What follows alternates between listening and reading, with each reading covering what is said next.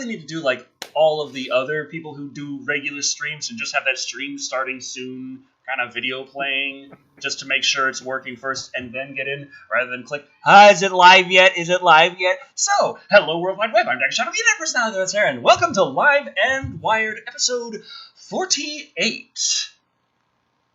And $1 short. You might have noticed that this is Sunday. So, according to the general Live and Wired schedule, this was supposed to be posted yesterday. But it's entirely Creepy's fault. Entirely Creepy's fault. No, it isn't. Toby Kirkby says, this is the wrong day and it scares me. So as I was saying, Creepy kidnapped me again.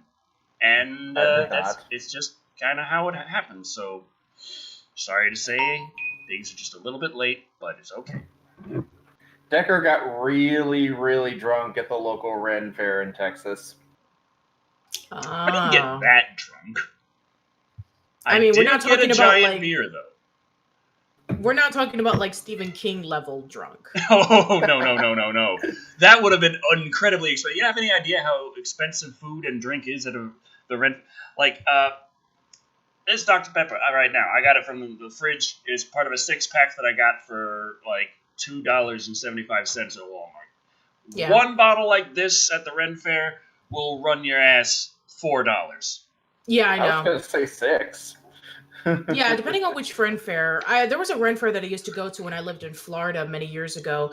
And there's actually one around hour away from where I live in Florence. So I'm planning on going to that. Apparently, it's like a big event over there. So yeah, I wanted to go to one last year, but that was when I was new in Alabama and I wanted to kind of seek out some new activities. But now that I know there's a Ren Fair there, so yeah, I'm planning on going back. Kat says that's why you sneak food in via your boobs. And I could have snuck food in. There were so many people by the time I got to the gates. It was just a lot of people. Traffic was absolute hell getting there, even though I went 80% of the way the day before, because it's kind of far from where I live. Middle of nowhere, then I have to cross Houston and then get back to the middle of nowhere to go to this. It's a Ren Fair in Todd Mission, Texas, so it's pretty middle of nowhere. Yeah. But there's a lot of traffic because it's a very popular fair. It's the largest Renaissance fair in the country. Oh, that's nice. So, nice.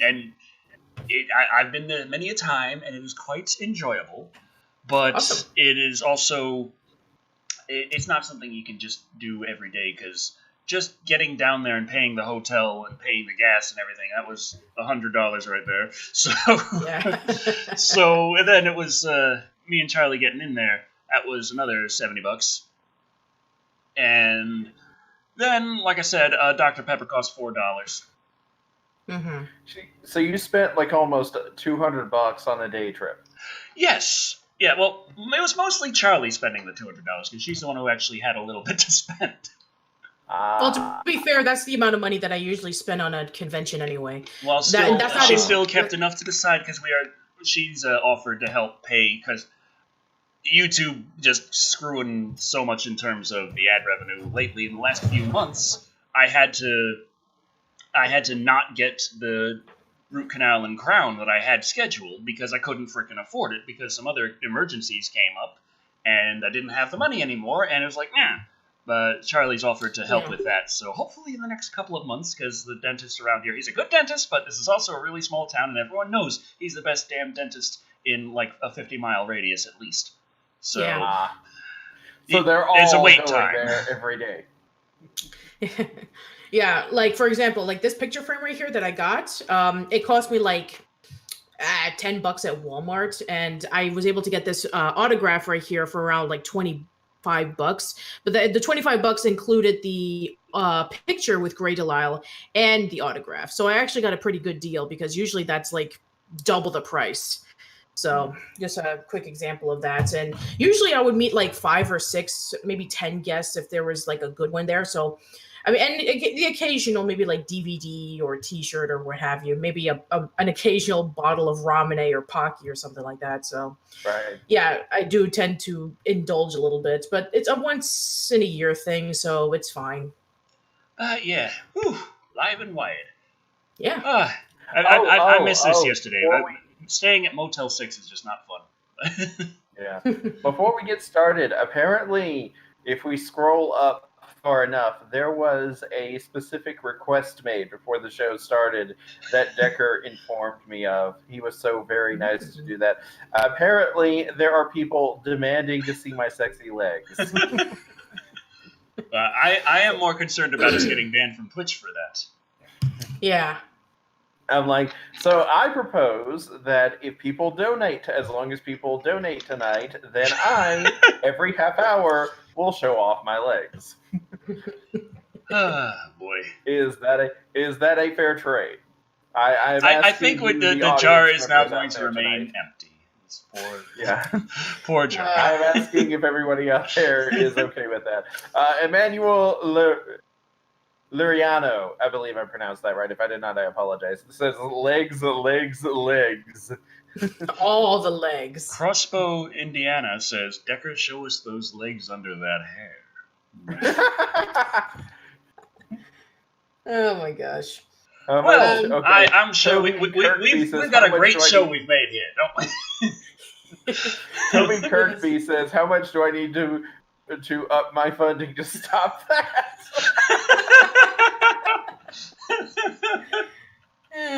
Oh boy. Patrick Johnson says, your stream has been banned. Reason, creepy, sexy legs. I keep having a fight with, like, every time I start a restream anymore, it's like, sorry, on Mixer, you gotta get approved again. I'm like, what? What's it? But we should be on Mixer right now, I think. Says we're connected on the chat, at least. I mean, I don't see any viewers on Mixer, but... Mm-hmm. I got the restream chat up. I got the thing going. I got the Africa TV chat up in the background. Got DLive chat integrated into the restream chat. Got a new subscriber, Quiet Psychopath. That's slightly concerning, but welcome. And, so. Well, everybody's one other everybody's thing. talking about. Okay. Yeah, I forgot to mention this.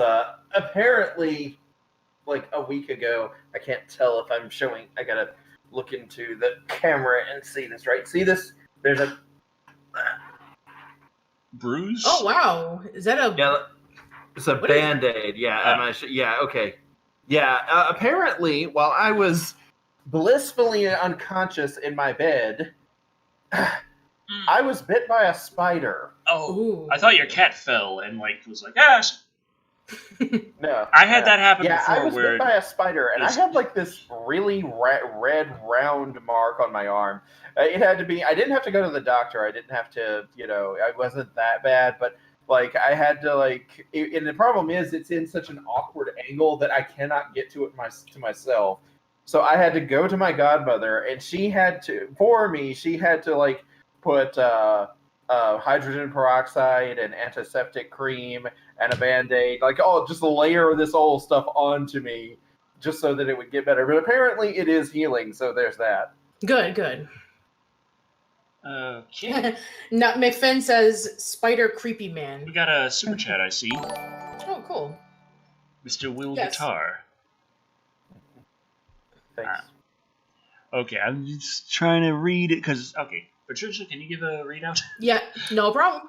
It says, thanks for all the reviews, Sir Decker. You are the man. My donation is to prevent Creepy showing his legs. Please make this happen. Prevent it?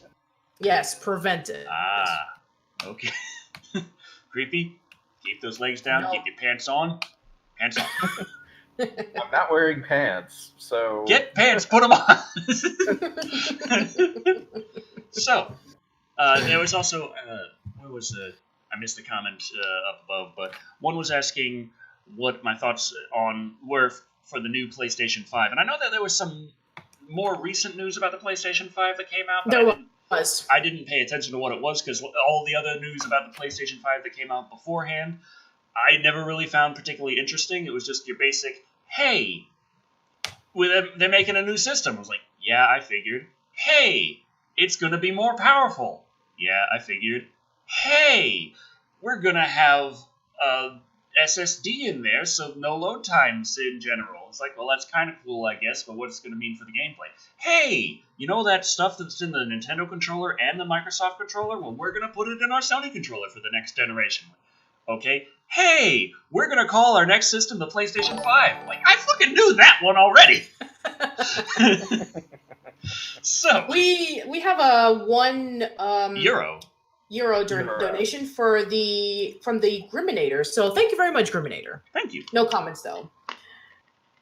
Whether or not he's paying us to either show or not show Creepy's legs is not known. I should set up a little graph like show Creepy legs or don't show, and just have it a bidding war between the two. That's how you raise money. That should be like a bonus Twitter poll, like tonight. Show Creepy's legs versus don't show. Also, we have 2 more super chats. We have Echo Beijing dropped $2 and asked, "Who's the internet personality with the best hair?" Allegedly, that would be Decker. Yeah. And Terror of Death gave us $10, and he says, 18 more days till Halloween, Halloween, Halloween, 18 more days till Halloween, Silver Shamrock. You better finish all reviews this month or your fiancés and pet souls are mine. Also, I'm bringing it back. Ah, ha, ha, ha, ha, ha. Oh, God. Okay, then. So thank you, Terror of Death. So it's a donation, celebration, and kind of a threat all in one. You're bringing it in, Decker. Also, Patrick Johnson says, "Draw Creepy like one of your French girls." I need another. I need another video clip of Decker dancing as Michael Myers. So. Oh, Lizard's Reviews asks, who would win in a fight? Cousin It from the Addams Family or Decker? Oh. That's a good question. You see, I do have arms. I think that will help. Yeah. But, Okay, so what was the absolute newest news about the PlayStation 5? Yes, I did have that up. It was announced literally like a week ago, I think. That was when they were starting to make some new announcements about it. So let me just see if I can find it really quick. I did pull it up. Let's see. Yeah, here it is. Let me just get this going.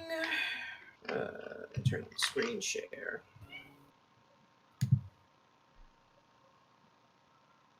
Okay, here we go. Everything we know about the PlayStation 5.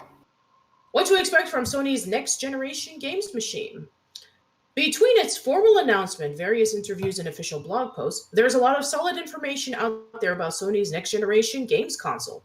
From the hardware improvements under the hood to the performance boost that these will permit, let's dive into what we know, or probably know, about the forthcoming machine, which we know for sure is called the PlayStation 5, because what else would it be called? Okay, ray tracing at last. Much of what we know about the next PlayStation originates from a Wired piece with Sony partner Mark Cerny, the system architect behind the PlayStation 4, and would seem the PlayStation 5.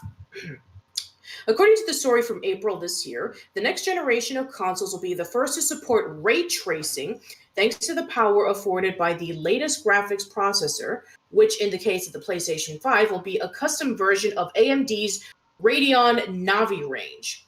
Ray tracing accurately simulates the behavior of light in a given screen, bringing heightened graphical realism to an image. It's processor-intensive, historically taking vast amounts of time to perform.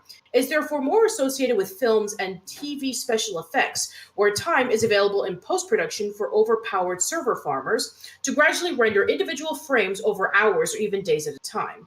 These seem to change with the PlayStation 5 generation, which will bring ray tracing to the console the way of recent PC graphic cards like NVIDIA's RTX series have brought to the PC gaming. Interestingly, ray tracing may also improve sound, Cerny asserts, by tracking whether the enemy can hear the player's footsteps, for example. What all this means in practice is hard to say. How prevalent ray tracing will be among games, the visual compromises need to make it viable. Whether we see it running real-time at 60 frames per second remains to be seen. But you get a feel of what real ray real-time ray tracing can bring to PC gaming in the NVIDIA RTX demo below, which there it is right there. You can go watch it. Okay, so the next one is Les Indentres. In the same place, Wired reports that the PlayStation 5 will sport an 8-core central processing unit based on third-generation AMD Ryzen Zen 2's architecture. But how important is the CPU for games? When choosing gaming hardware for a PC, conventional wisdom has it that you spend your money on the graphics card while settling for a decent yet middle-of-the-road CPU. That's not to say that the CPU... Yes. Yeah, basically, sure. So, yeah, basically what it's amounting to is that it's supposed to look like much nicer looking, and it'll definitely be an improvement over to what it looks before. Next one is 8K support, because 4K is old hat, apparently. So, yeah, the same article discusses about 8K graphics. Let's see, solid state of play. Through the graphical whistles and bells ushered in each new hardware generation will inevitably steal the plaudits. There are other hardware improvements that, while less sexy in the visual side, arguably means more quality of life improvements, such as solid state drives and their reduced load times. Yeah, there was actually talks about this, that in the comments, Patrick Johnson says, I love how everyone else is all concerned about fancy lighting engines and powerful processors, but I'm all like, yes, but can it play my old-ass PS2 games? And I think the answer to that question is no. No. It has been confirmed that the PlayStation 5 will be backwards compatible with the PlayStation 4. So anything PlayStation 4 should run on a PlayStation 5 natively. It's based around the same kind of architecture. But no, when it comes to PlayStation 2, no. No. Yeah, so basically, otherwise more known as pretty much less load times or no load times. Next one is sound, because sound's very important. Okay, so 3D audio, making sound as it's coming from all directions, even from above. Standby for efficiency, because, we know about Sony's reputation about their efficiency, the fact that it's been hacked a number of times in its PS3 days.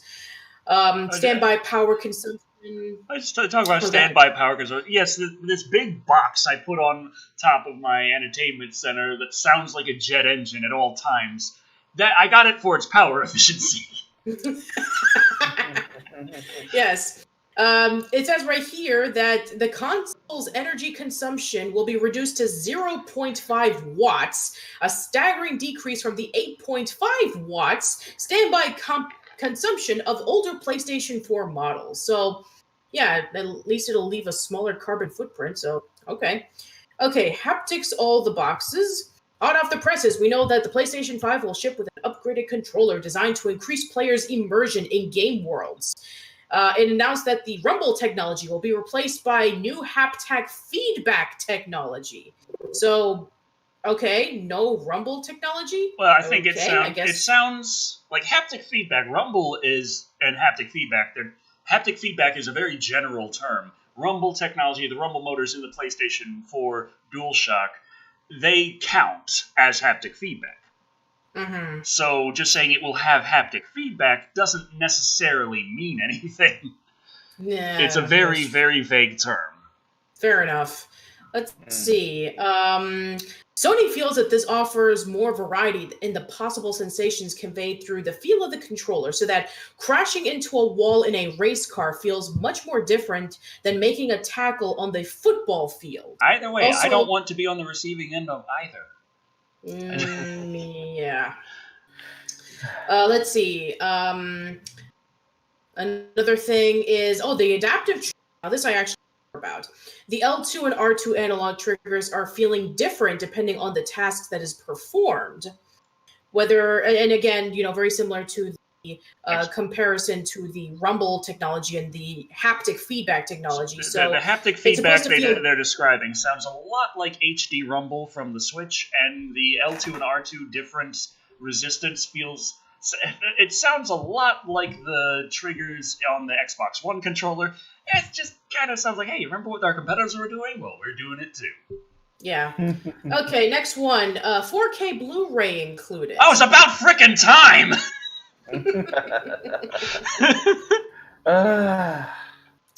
Yeah, so the PlayStation 5 will include an optical disc drive capable of playing 4K Blu-rays that'll ship on 100 gigabyte discs, though installation of games will be essential so as to take advantage of the faster load times of the solid-state drive.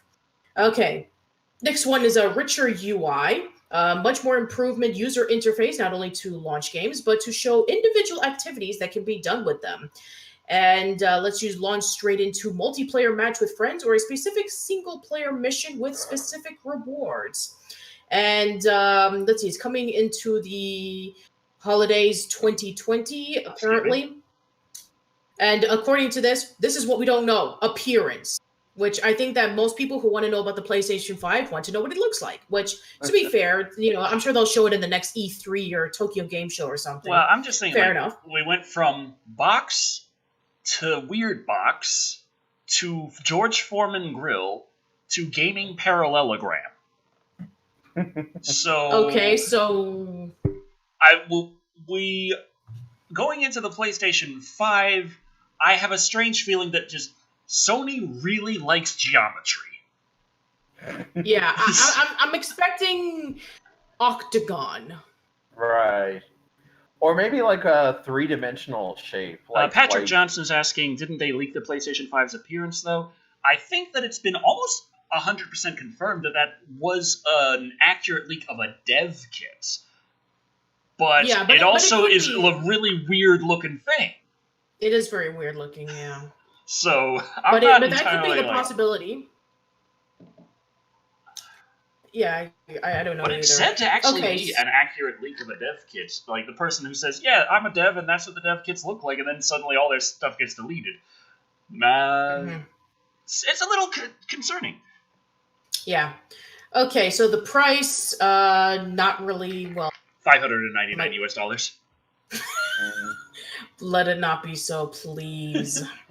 And as for games, nothing yet. Some people say, let's see, there's Death Stranding, Last of Us Part 2, and PlayStation VR. But yeah, pretty much nothing else. So we know about the technical stuff, but as for how it looks, what it costs, and what games are in it, nobody knows. So there you go. We'll be probably expecting to hear more about that pretty soon. Like I said, maybe in the next E3 or something. Alrighty. So, yeah, so all the news coming out of the PlayStation 5, then there's all the news with the next Xbox Scarlet. Still doesn't necessarily have its final name yet. And the only news that's come out so far, I think it was around E3 after Sony had announced the basics of the PlayStation 5, and then Microsoft came out and talked about Xbox Scarlet for a bit, and I tweeted about it. I said they could have saved everyone a lot of time if they had just said, "Hey, you heard about the PlayStation 5? But with an X on it." Yeah. Oh, we have 20 euros from Matra. I think those are pounds. Those are pounds. Oh, pounds. Yeah. Yeah. I gotta get glasses. Matra. Yeah, thank you very much. Finally, you can enjoy the Total Seagal collection in 4K glory on Blu-ray. Thank the Emperor of Mankind. Yes, indeed. Dear God, why? And now I have to buy it. Why? What is wrong with me? I have to own the Seagal collection in 4K Blu-ray. It must be done. Yes. Lizard's review is like George Foreman Grill, the FAQ, which I know what he's trying to say. And yes, when the PlayStation 3 was coming out, a lot of people did compare it to the George Foreman grill. Let me show you what is. The memes were just everywhere. It was a different time. Like those memes lasted forever. Yeah, so this is what a George Foreman grill looks like. And there's already the PlayStation... this is the PlayStation. Someone actually turned their actual PlayStation 3 into a George Foreman grill. Yeah, in fact, here it is, right there. A real PS3 that actually cooks your food, delivers lousy gameplay, apparently. So, well, at least when it overheats, you get to do something with that heat. Yeah, we've gone past that. So, also, Deoxys is on Twitch saying, "Hey, what's up? What's up, chats?" Hey. Hello. And he also says they should just unleash the ultimate one console after 2020. We all need to be playing the same games together. And at one point, with Xbox division and PlayStation division talking together, and we've seen them talking together, and with the news of the PlayStation 5 and Xbox Scarlet sounding so similar, part of the back, in the very, very back of my lizard brain, I'm thinking like, wait, are they just going to literally release the same system? If I slip an Xbox Scarlet game into a PlayStation 5, will it just work? Will I have a PlayStation skin on my Master Chief? Will that happen? I'm just like, what would they call something like that? The Nintari Station X? I have no idea. Anyway, and then I think people are saying like, wait a minute, there were memes back in 2006? Yes, there were. There were memes back in the 90s. And the term meme was actually back in the 70s. Richard Dawkins' book, it described The Selfish Gene. a method of human communication that's existed since ever. Yeah. There's this actually really interesting video that I saw on YouTube. I forget it was probably from Treesicle or something like that, where they talked about memes were populated back in even like the 1800s when they used to make like these like weird art pieces. So yeah, it's like, you know. But they didn't have the big text on the top and bottom. No. I think it had something to do with like people dressing funny. Right. Humanity. Did I ever tell you the story about the banana Twinkie? Oh yeah, I remember that. Oh boy. So yeah. Do you remember the McDonald's BLT? Those were good times. Oh, I just remember seeing that they had something at the Ren Fair that was, you know, everything at the Ren Fair has to be hyped up. Like you can't just say we're selling turkey legs. We'll have to say the king's turkey has given his right leg for you. So they had a BLT for sale, and the sign it was just saying it was like this Royals, and it was like BLT. I'm like, it's a BLT. Two things. Metro Kokra it says, and please, for the love of God, do not pronounce my Hungarian nick as Japanese. I apologize. Also, Darkfu456 asked, so what is the donation count towards Creepy's Legs versus no Creepy's Legs? We could do that poll first. Okay. Yes, let's do that. Let's do it. We got the Live and Wired poll set up. Creepy's Legs. 2 choices. Yay or nay. We got 30 minutes starting now at Decker Shadow on Twitter. And I will be attempting to send this to Patricia so that she may share it out. Yeah. And it's kind of funny because we actually had a completely different idea for a poll, but it was like, no, Creepy is important. His legs must be commemorated. We can still do the other poll in a bit. I don't know. We were just geez, the topics this week are a little they don't really work towards the poll too well. What do we do? And everyone's talking about Creepy's legs. Like, okay. Yeah. That's more important. Oh, God. Deoxys on Twitch is saying McSpaghetti, and also, remember, the McPizza. Ah, yeah. That's right, yeah. Oh, boy. Yeah. Those were dark times. So I remember when they came out with the Big and Tasty. Yeah. Where McDonald's was trying to take on the Whopper very directly, but not like they do now, where they just say, okay, we have the home-style burger. It's pretty much just a Whopper, but we make it. Where before they were like, no, we're gonna do this fucking new Coke style. We're gonna reinvent the burger, and it's gonna be better than anything that any Whopper eater ever could have wanted. Our focus group says it's awesome. It's big. It's tasty. It's the McDonald's Big and Tasty. And my mother's nickname for it was the Big and Nasty. It kind of reminds me of, you know, that Homestar Runner episode where they were talking about like the restaurant that they had. Oh, is this someone where the king ate all the deodorant? No. Okay. It's the commercial for it. And there was one burger that was called the Thick and Nasty, and it had like this like giant beef patty, and it was like dripping with mayonnaise. And there was this guy with like this gold tooth that was like, thick and nasty. Also, does anyone else besides it's like a Vinny back alley remember Mondo the burger?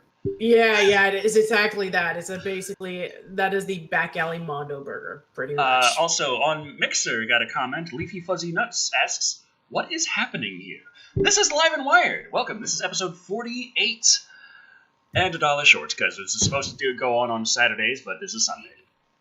Yes. We talk about news in entertainment, and audience participation is a thing, which is why it's a live show, and why it's worth being a live show. That's just how I feel about it. Also, we got another $20 super chat from Savage Tiger 13, and I can't read it because my eyes suck. I got it. It says... put my glasses on your glasses, maybe I can see through your glasses. It's right here. It says, yes, let's see those legs. Cue the sexy music, and make sure you're wearing garter belts for all the singles, creepy, because we're making it rain. Wait, this is what we're talking about, right? I do not own a garter belt, unfortunately. I'm sorry to disappoint you. I think I might have to borrow Decker's. Hey, you stretch it out. No. That's true. That's true. My legs are too awesome to fit into Decker's garter belt. So. But in terms of things being late, and also on the topic of video game stuff, since there's a lot of video game news, there is still some movie news we got to get to. But not nearly as much as there is video game news right now for some reason. The reason why, because you're Comic-Con, and there was not only video game news, but there was also movie news, but mostly video game news. Like a lot of video game news. Corey 2000 saying, what about McDonald's Hula Burger? I'm sad that I missed that. Right. I never got to try it. Should I just, make one? See it? Everybody's talking about all this McDonald's stuff, and we did not have these where I live. Like, the McHula burger was not a thing. The McLobster was not a thing where I live. So. Yeah. And, I guess nowadays to kind of Patrick Johnson asking, is this the China thing? I can't seem to escape the China thing. I think we might talk about the China thing a bit. I included the Blizzard China flag in the title card. Yeah. I have my opinions. I don't like to get political, but Blizzard did. So... Yeah, let's talk about some other stuff. I was thinking of stuff that, in terms of stuff that has been also... It is going to be coming out in 2020, but it wasn't supposed to originally. Mm-hmm. Yeah, I know what you're referring to. So I guess this is actually pretty topical because of the review that you did just a few days ago, Decker. So Doom Annihilation. So we know about how disappointing that was, but hey, Doom Eternal. Actually, I've been very pleased with Doom Annihilation. It's my #1 video by a huge margin for the last couple of the last 10 videos that went up. It's no, I'm talking about the movie itself. I know, but I'm just like, hell yeah! I see green numbers on my YouTube dashboard again, and everything's not red anymore. Well, that's good to hear. I mean, the average, the CPM is still in the toilet, but it's next to a whole bunch of really nice green numbers, so yay. All right, that's good. All right, so what I'm getting to, Doom Eternal, the sequel to Doom 2016. It was supposed to come out sometime around this year, but I think it was scheduled for release in November, so very, very soon. Yeah, it was supposed to be releasing around the holidays. But no, unfortunately, that is not the case at all. It has been delayed until 2020. So let me just click on it. Oh, wrong one. There we go. Okay. It's actually... do you want to read? Because I actually have something that I want Creepy to read. Okay. Doom Eternal, C-Deal, has been delayed from its November release date. It will now launch in March 20, 2020. Bethesda has announced that it and id Software have decided to delay the game in order to live up to our standards of speed and polish. Wow, if it wasn't even meeting Bethesda's standards of polish. Holy shit! Okay, sorry. The studio acknowledges that it may be disappointing to fans, but believes that Doom Eternal will be worth the extra wait.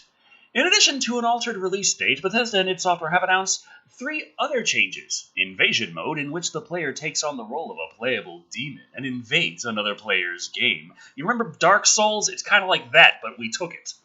will be released as a free update shortly after the new March 20 release date. Doom Eternal will also launch on Nintendo Switch, but not on the same day as the PC, PS4, and Xbox One.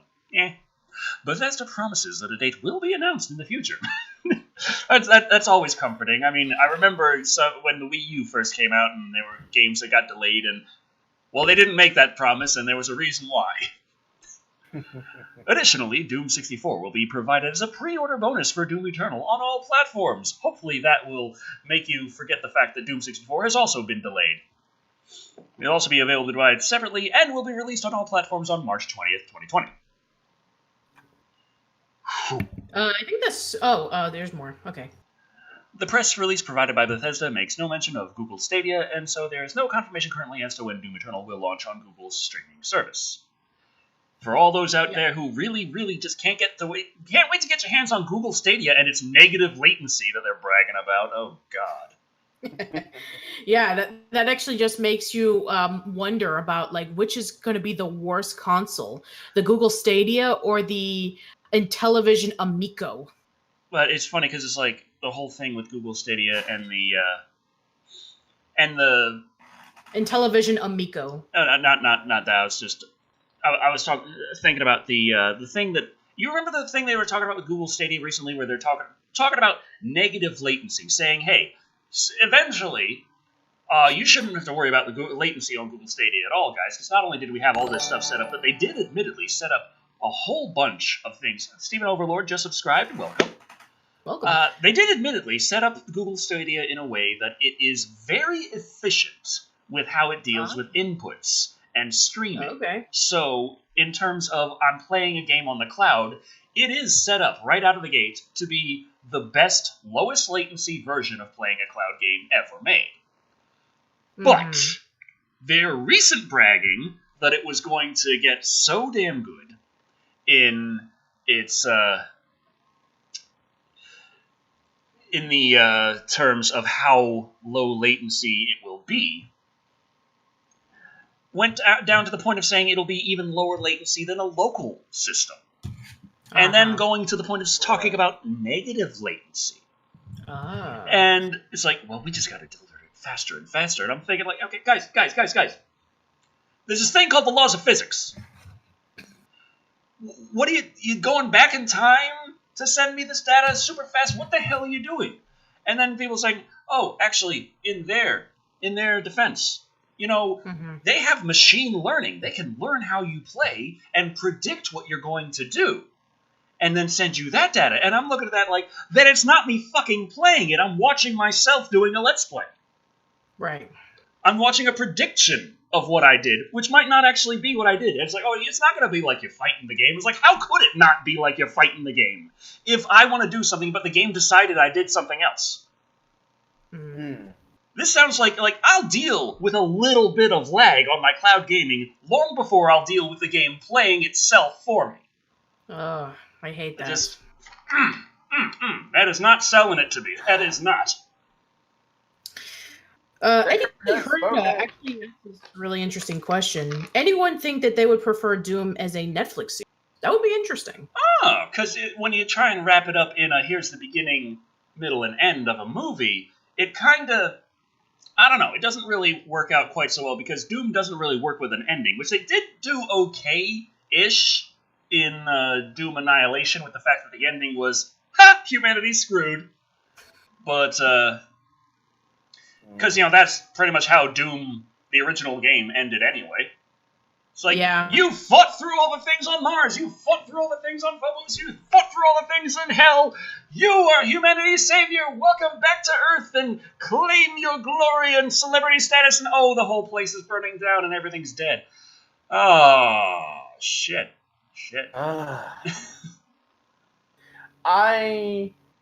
If the Netflix series starred Bruce Campbell, I could probably be convinced. Probably. Okay. So, yeah, and it would be really nice if there would be an amalgamation of like all the interesting little bits of Doom put in together, like maybe a little bit of Doom and Doom 2, maybe some things in Doom 3 and some Doom 2016. I doubt that is going to happen. There was a thing I talked about in the additional notes of the Doom Annihilation review, where I was thinking, like, how would a Doom movie really work? And I think that might work with a sort of Netflix, a Doom series, because I feel like Doom Guy never really is properly represented in any of the movies or anything, because the way Doom Guy works isn't I'm going to stop and think about things, and I'm going to have my conversation with all my close friends and family, and my squad mates who I care about very much. Right. Doom Guy works more like Godzilla. He's a force of nature. Very fun to play, but very difficult to write Oscar bait material with. But if Doom Guy is treated more like Godzilla cinematically, where you have your characters, you have your story, and you have Doom Guy tearing through shit. Right. I feel like that could work. Huh. Yeah, I can see that for sure. Yeah, there's also the comics that I haven't. Yeah, I haven't read the comics. I really should. Yeah, speaking of the comics, let's see. They would say, like, I would watch a Netflix series with the Doom Guy from the comic, rip and tear your guts. Didn't the comics Doom Guy also occasionally just stop to monologue to himself about things like climate change? It's like, this damn demon's destroying everything, just like industry, and polluting the air all the time. Really? I can't remember exactly what it was, but there was this a little screenshot, I think, a scan of one of the comics with just a Doom Guy having this sudden long monologue inside himself, talking about the perils of the industrialized world, while he's in the middle of killing a bunch of demons. Also, real quick, DarkFoo456 said, Decker and Creepy go around battling monsters and demons while also reviewing movies. That would be really wild. Crossbow Indiana says, maybe Doom Guy is an incel. Which reminds me, this Live and Wired, in movie news, no Joker screening was shot up. Oh. Awesome. There were a couple of guys who were being disorderly and smoking who were kicked out of the theater, but that's about it. Okay. Hi, Tara. All right, so I guess that covers that. Now, as for the news that I wanted Creepy to discuss about, this is X-Men the Animated Series related. Oh yeah, sorry. I did listen to the music and stuff, so I have my own opinions. But Creepy, this is important for you. Yes, this is important for you. So here you go. Let me just pull this up. Right. Apparently, according to this Gizmodo, X-Men theme song faces lawsuit over similarities to Hungarian police drama. So, yeah, this is going to be interesting. So, go ahead, Creepy. Can you zoom in a little closer? The words. The resolution's kind of... there we go. Yeah. There we go. Okay, there we go. Thank you so much. The theme song to X-Men animated series is undeniably amazing. I agree. But now there are accusations that it was stolen by Carmen Sandiego. No, Carmen Sandiego has much better things to steal. Like, a Hungarian man has filed a lawsuit against Marvel, Disney, Fox, Apple, Amazon, and others. Wow. That's a list. Along with folks from Saban Entertainment claiming that the theme song was plagiarized. What does it say? IO9? Yeah, IO9. That's what the website is called. I wasn't sure if there was a dot there or not. IO9 has looked over the lawsuit, which was filed Monday and first reported in TMZ, the most reliable thing there ever was, of course. Mm-hmm. Zoltan Krisko, who claims to be managing the estate for Hungarian composer Georgi Vukan, says Vukan's theme song for the 1980s crime drama Under the Police, or Linda the Police. Linda the police woman, yeah. That's what it's called. Sorry about that. No, it's okay. Thank you. Bears striking similarity to the one created for X-Men the Animated Series, which debuted almost a decade later in 1992. You can listen to the theme song below. It's hard to deny how alike they sound. Yeah, and sadly we cannot play it because I can give you a little well, I can't go too far in my little acapella, but the important part of the Linda the Policewoman theme song, it goes like doody doo doo dee, doody doo doo doo, doody doo doo dee, doody doo doo doo. Oh, I get it. As opposed to the X-Men the X-Men theme song. Yeah.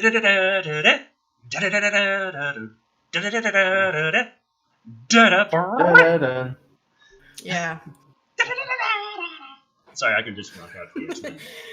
Yeah. I mean, it's not like so similar, yeah, but to say just straight up plagiarize is like that's really a stretch, guys.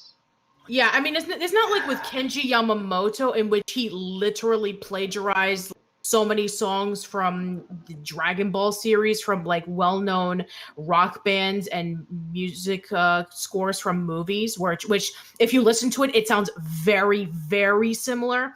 I'm sure that there's like some Dragon Ball video out there that's, points to similarities between those two, the songs that Yamamoto played in his video games and in the soundtrack for Dragon Ball Z Kai. Also with the Linda the Policewoman song, the do-do-do-do-dee, do-do-do-do-do, was about 40% of the music, whereas the X-Men theme, it's about 90%.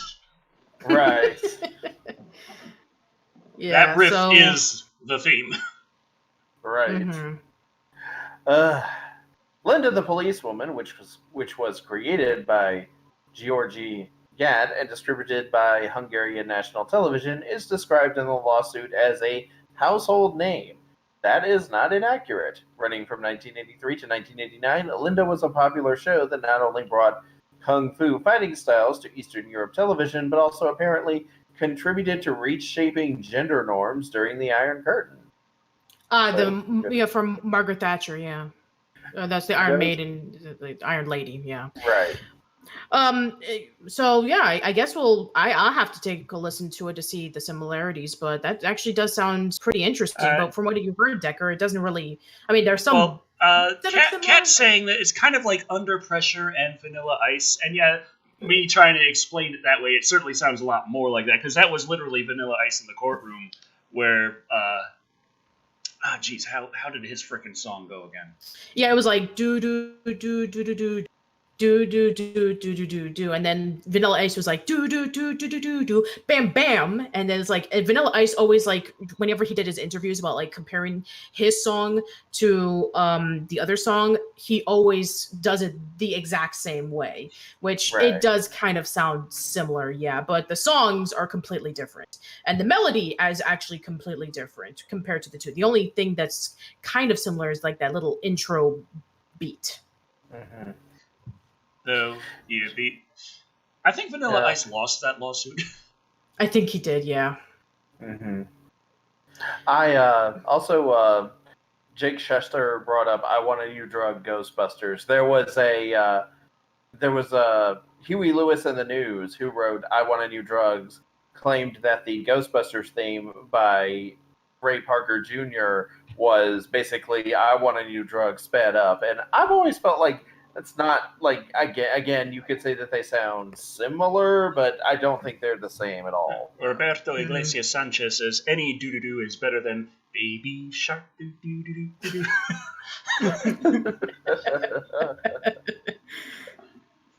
I guess that's true. Hello, Lazarus Old 82. Wow! Hello, Lazarus Old 82. Hello! And for Mellow Windingo, hey.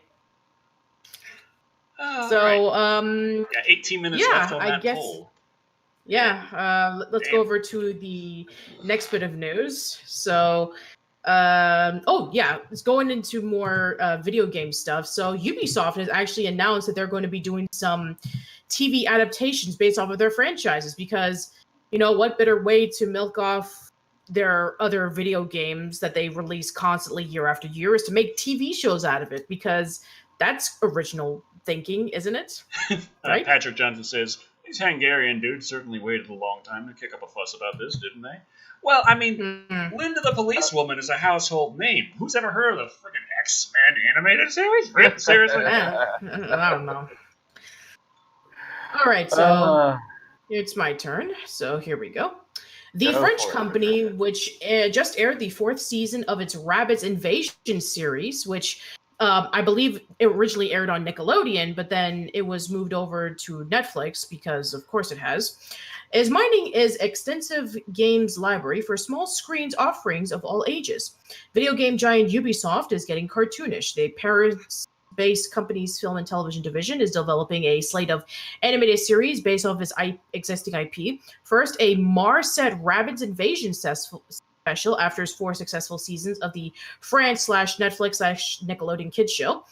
Other family-friendly programs in the works include a comedy adventure inspired by the popular Rayman franchise and Hungry Shark Squad based off of the mobile game Hungry Shark. But hey, at least it's not big. Yes. There's going to be a Baby Shark TV series on Nickelodeon, by the way. Prepare for that. Why? What? No. I know. I just cry in the corner. Anyway, every show has a different target that is aiming at a different formats. Ubisoft Film and Television, Paris managing director Helene Juguet tells The Hollywood Reporter. For slightly older viewers, Ubisoft is toning down its M-rated Watch Dogs action-adventure franchise for a tamer cyber mystery aimed at tweens. The show centers on a teenage super hacker who solves crimes in her high school. Interesting. Why are there crimes going on in her high school? I think we should solve the root of the problem first. It should be interesting because I know that maybe they're trying to cash in on, like, Carmen Sandiego's doing very well on Netflix and She-Ra's doing very well on Netflix. So maybe they're trying to cater to that demographic. I don't know, but it should be interesting. Following comments and questions from the community following the announcement, Ubisoft issued the following clarification on the Cyber Mystery series. To clarify, the animated television show involving hacking is inspired by the themes and ideas of the Watch Dogs brand, but is not in the same universe or tied to it directly. So why call it Watch Dogs? I guess for name recognition. I don't know. It's the brand. Meanwhile, the company has partnered with Netflix's Castlevania producer, Adi Shankar, for the young adult series Captain Laserhawk, a Blood Dragon vibe, based off of the M-rated Far Cry 3. Patrick Johnson is asking, a tween Watch Dogs show? Why? And I'm just thinking, it's kind of like if they actually made a Borderlands TV series following Ava and only Ava.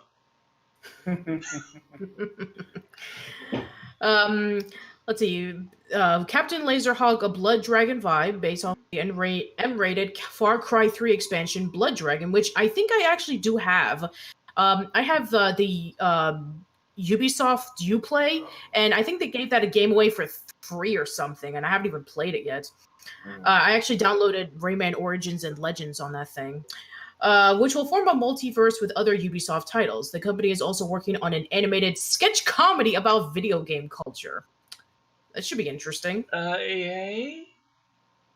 An animated sketch comedy about video game culture. Hey, as long as it's not like Control-Alt-Delete, I think we'll be okay. I don't know, I'm just thinking like making out a sketch comedy about a culture that I mean, last time I heard something, it's like the Big Bang thing, and I'm not exactly what you'd call a fan.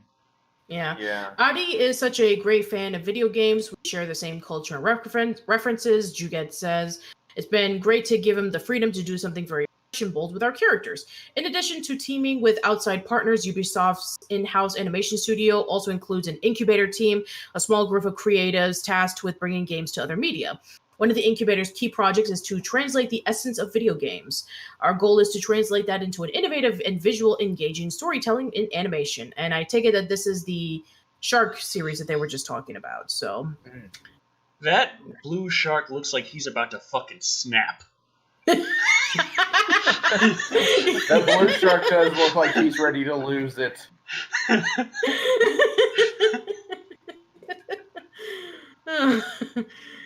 Okay, and this right here, this is actually the Watch Dogs series. This is what it looks like.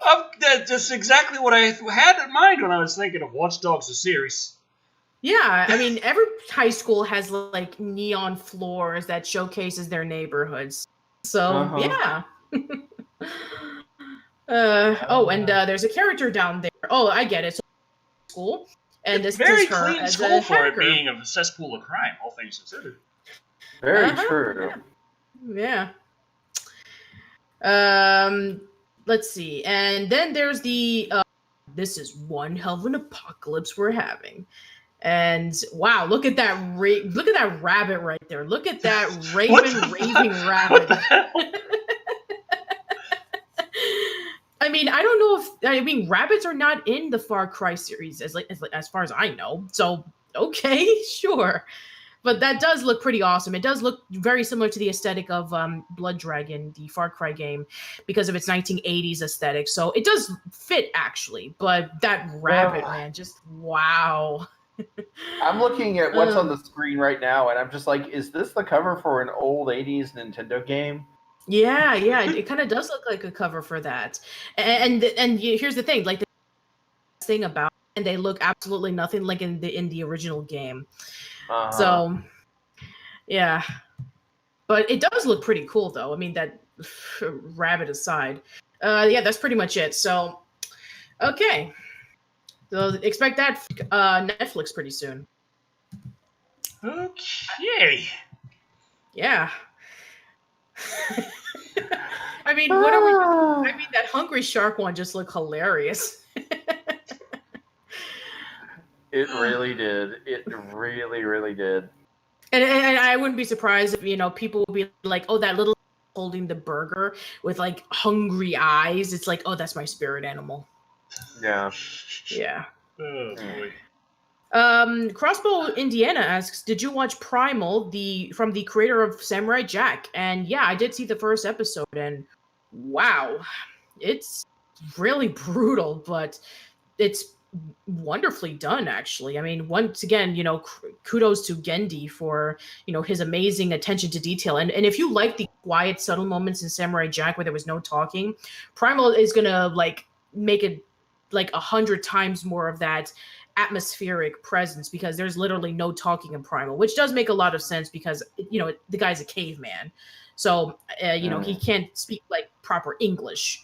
So it's amazing. I mean, if you really want to get into like great atmosphere and like really brutal like animation, like if you thought that the stuff in season 5 of Samurai Jack was brutal, like the stuff in Primal is like, wow, it's like really, really brutal. But I mean, but still, it's amazing. And I take it that I've been hearing talks about like that there's going to be a Hotel Transylvania 4, and Gendy's not going to be a part of it because he's working on this series, which like good. I'm work on this show, please. Okay, Leading Blind is here. Says, "Hi everyone. Hi Decker. Glad my Wi-Fi is cooperating tonight. Hello, Leading Blind. I don't think I've seen you in a while." Yeah, it's been a while. Also, people are asking our thoughts on the 2019 Creep Show, and I think we covered that in several previous Live and Wireds. It's out now. That's why he's asking about it. Oh, okay. The first 2 episodes have been released, and we actually did read about the synopsis. The 10 episodes that was going to be coming out on Shudder. I actually do have a friend of mine, Morgan. We actually did a podcast together on the 2019 Twilight Zone first season episodes, and he actually did see Creep Show, and he thought it was the first 2 episodes were really good. So it captures in the same the same presence as the original Creep Show from what he told me. So that's good. But I didn't see that, but I did see the very first episode of Are You Afraid of the Dark? The first one of the 3-part mini-series that has been coming out. I did see that. I haven't watched that yet. I need to. I haven't. It's up on YouTube It's up on YouTube right now for free. They actually uploaded it 2 days before the premiere. Thanks. So yes. Also, our poll has completed. I was going to say, the poll is finished. Yeah. Yeah. But I am very excited about the new Are You Afraid of the Dark? I'm actually going to be talking about it really soon. Yeah. Maybe we should talk about that. Maybe we should talk about it, Creepy. That'd be awesome. I'd love to. I mean, we haven't actually been in a podcast in a while.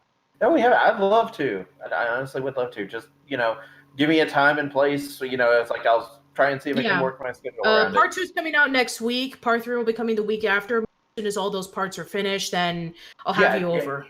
That would be great. Yeah, I was going to say let's wait and see all three of them. So that way, it's not just hey, we watched the first episode. Yeah. Yeah. Oh, no, my stuffed kitty's not gone. John Washburn, he's just in my shirt. He's back there still. I got that kitty just on the ground.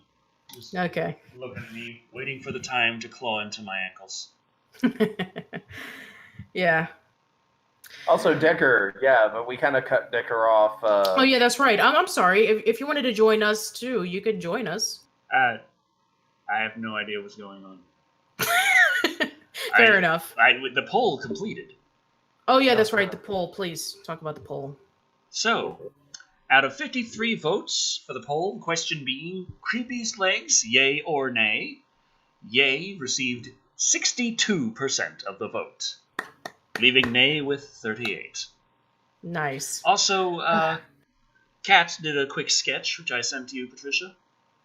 Oh, yes, let me see this. I cannot wait. I've already seen it, so... But yes, that means the majority rules. Oh, that's wonderful. I gotta show this to everybody. Thank you, So Kat. from Kat Lucia, from our, one of our our viewers, I meant to say, not listeners, that's more for podcast. But yeah, she drew Creepy with his amazing legs and those awesome boots, by the way. Those are nice boots. Yeah. I love that. Thank you so much. Thank you. And now, the moment that the majority of you have been waiting for and the rest of you have been dreading.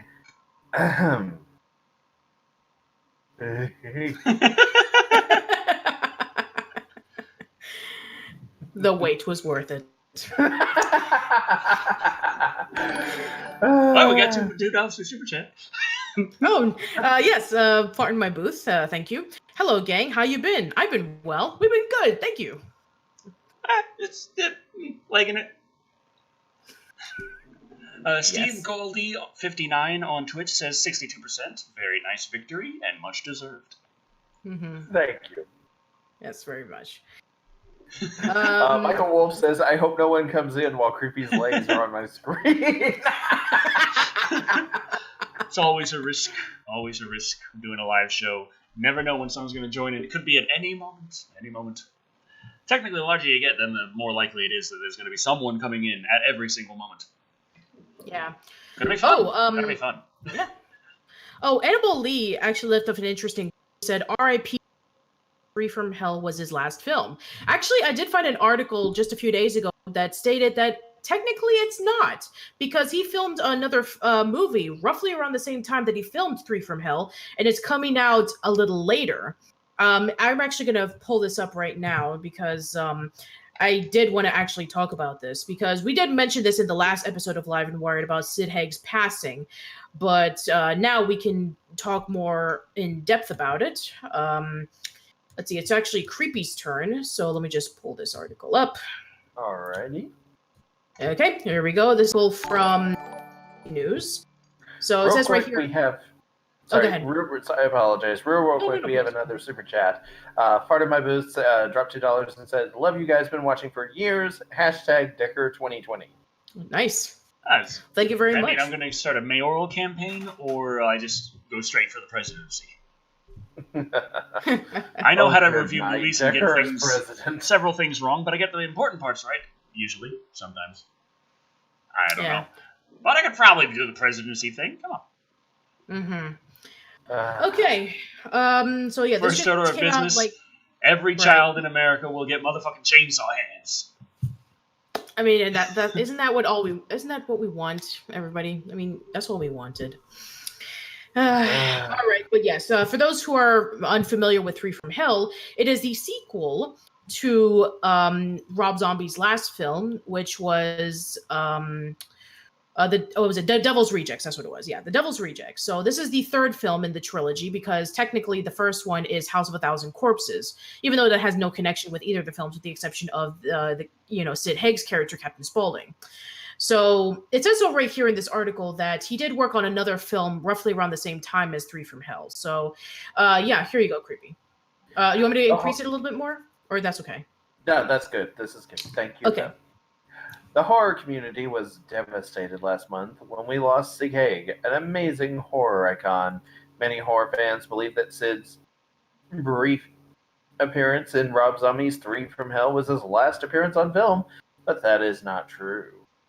Sid Haig's official Instagram, which is run by his wife Susie Haig, released a picture of Sid on set with the following description. Sid in wardrobe, makeup, and character as Judah Lazarus on the set of his last film, Eben Magar's Hanukkah. I'm just like, okay, we have Black Christmas, and now we have Hanukkah as a horror film. Yeah, that's actually really interesting. I mean, the last time, to be fair, Creepy, that's not the only Hanukkah horror movie that we've had. There was Eight Crazy Nights. That's true. That's true. It's an Adam Sandler movie, so it automatically counts as a horror film. Yeah. And I know you guys are gonna joke, okay? So go ahead, Creepy. He was really excited for this film, which he had a good time doing, and also stars our good friends Caroline Williams and Joe Netter. Yeah, Netter. Mm-hmm. It's also the last film of the great Dick Miller, due out next year. Oh, interesting. Dick Miller. Yeah, so we have Sid Haig, and he's wearing a yarmulke, and yeah, I mean, we even discussed about this at the episode of Live and Wired where, Rob Zombie was being interviewed about Sid Haig's passing. He was saying, like, Sid was, like, really tired, and he could only do so much, and he knew that this was going to be his last film. I mean, looking at the picture right here for Hanukkah, he does look really tired. I guess that's when he was, getting sick around that time. So it's a shame. There's more information. So right here. All right. So why does everyone think that Sid Haig's last film is Three from Hell? Well, let's be honest and call it like this. Rob Zombie is in full sales mode for his latest film, Three from Hell. Understandable. Rob recently gave a quote to Kerrang that said, Sid Haig knew Three from Hell would be his last appearance in a movie, and for the large part, the press has been feeding into Zombie's sales pitch, but not horror freak news. I am going to call it like it is, which is what I believe Sid would want. The movie has been losing money despite what corporate-driven industry website has been saying. So they are releasing Three from Hell for an additional night, and Rob Zombie is out there trying to get press. Hey, I want to stop you there for a minute. So so basically what you're trying to say is that the movie had been losing money and they're releasing it an additional night, even though that they're going to release it on DVD within like a few weeks later. I mean, like it's like, no. I mean, Rob Zombie said in his interview that the movie was done so well and because of fan demand that he's going to release it for an additional night. It's like, it's like, oh man, like the truth hurts sometimes. Mm-hmm. The movie has been. Oh, wait, I already did that. When Three from Hell premiered. I can use words. When Three from Hell premiered during Fathom events, the film received numerous negative reviews, and fans were upset that Sid Haig's appearance was so brief. Instead of taking responsibility for a poorly written script, Rob Zombie has been shifting the blame to Sid Haig's health, which I think is BS. I'm just gonna go ahead and say it. I don't think Rob Zombie is a very good actor. I mean, a very good director. I don't think he's a very good actor either, but I don't think he just can direct a movie. I mean, I know a lot of people, like his stuff, and that's perfectly fine. But I mean, to blame it on one guy as opposed to like, there's a lot of other people in the movie. It's like, I mean, they could have like made. I mean, I guess I can understand why they decided to show another character, which we did read about in Live and Wired, but still, I mean, if you knew this was going to happen, I'm sure that there could have been like another way around it. I mean, I know a lot of people would have been like, oh, this isn't as good because, what about the three main cast? What about, Otis, Baby, and Captain Spaulding? It won't be the same without those three. But I mean, it's difficult. I'll just say that it's difficult. Anyway, before you continue, we have a $2 super chat from Fart in My Booth again. Review the Coffin Joe series if you can. Coffin Joe. I believe I've been requested to do that several times. Sounds familiar. Yeah, I believe there's in Midnight I'll it focuses on like the character of Coffin Joe. I think it was like a Spanish production. I think South America, if I believe. And there's like movies such as like "At Midnight I Will Take Your Soul" and yeah, I did been here. I have heard about that, Gotta but suck sitting there at like 11:52, just staring at the clock, like, come on, get some soul taking to do. Yeah. Let's see. So yeah, I'm sure that Dicker will talk about it in the future. And the real Mullen says, well, Patricia, there's also the other Hanukkah movie, The Hebrew Hammer. I've never heard of that. I'll have to look it up myself. All right. So and Annabelle says, wait, they're rebooting The Grudge? Yes, we'll be talking about that in just a minute. And yeah, go ahead, Decker. I mean, Creepy. I'm sorry. So that's okay. Yeah, just wanted to catch. What was I? We were on to Yeah. Okay. Here we go. Yeah. Zombie also told Kerrang it was kind of a drag because I knew people would wonder about that, and especially you know how fans are. Fuck you, man! You should have done it like this. But a statement that I'm sure he's very intimately familiar with by now. I'm the one saying that statement a lot of times, but yeah. Hey, maybe he watches your show and he was just prepared for the inevitable. This is asshole Decker Shado doesn't appreciate anything of my art. Yeah. But I wasn't in a position where I could tell what was happening because it's not my life. It's someone else's private business, their health. So I was slowly letting on what was happening because it became more public, that he was in the hospital, what was going on. Okay, basically, so you're saying that because it wasn't your business, you ignored someone's failing health while they were filming your movie, and then afterwards you're going to blame their failing health on the fact that your movie doesn't do well? Dick move. Thank you, yes. I understand an actor's health could play a part in creating a challenge in production, but let's be honest, Sid had been out there working, interacting with fans at horror conventions, and timing other projects. Rob had many years to make this movie, so I don't blame Sid's health for problems with 3 from Hell. Horror fans aren't going to take that, Rob. I am going to call you out on that, Rob. Thank you. In my opinion, if Rob Zombie wanted to honor Sid Haig's last performance, then Rob should have reached out to the filmmakers from Hanukkah and see if he can help them get Sid's last performance on the big screen. Check out these stills of the legendary Sid Haig in Hanukkah. Okay, so yeah, there are some pictures right here. So let me see if I can click on the pictures. Yes, I can. Okay, so Here we go. Oh, yeah, he lost a lot of weight. Yeah. I mean, it kind of reminds me of what happened to, like, you know, Steve Jobs or Satoru Iwata, in which when they were getting sick, they started losing a lot of weight. So, yeah. We have a $5 comment from Fart in My Booth who says, it was a Brazilian trilogy. It was quite famous and made in the 60s. Quite an underrated movie, and it would make my year if you reviewed them. Okay. Thank you for letting us know. Here's the poster. Jason can have them on Friday. Obadiah will be observing the Sabbath. That Hanukkah. Is nice. I love the throwback in that. It's its own thing, but it clearly is doing the original Friday the 13th poster style. Yeah, I even like the little knife dreidel right there. Patrick Johnson says in the comments. I'm sorry. Let me see if I can get a better picture of it. It's just basically the same. That sucks. Okay. Patrick Johnson said, Rob Zombie, this Decker Shado guy is the worst. All he does is keep screaming at me, I'm on drugs! And I don't know why. Okay, we got another one. Get him with a knife. Very disappointed it wasn't a dreidel knife. I don't know if that's a thing. I don't think so. And there we go. A synopsis. Go ahead, Creepy. Awesome. Okay. And the entire screen just went blank. Okay. Okay, thank you. Obadiah Lazarus is the son of Judah Lazarus. Boy, what great names. The original Hana killer.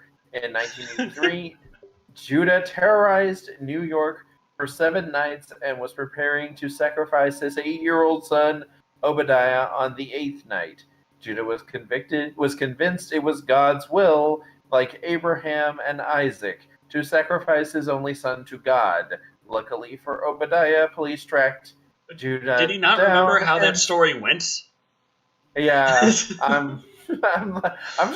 I'm sorry I'm reading so slow, but it's just I'm taking all of this in as I do, and it's just like every other word is slapping me in the face. It's like Abraham didn't actually kill Isaac. That's things were leading up to that, but the angel come down like, hey, what you doing? Stop.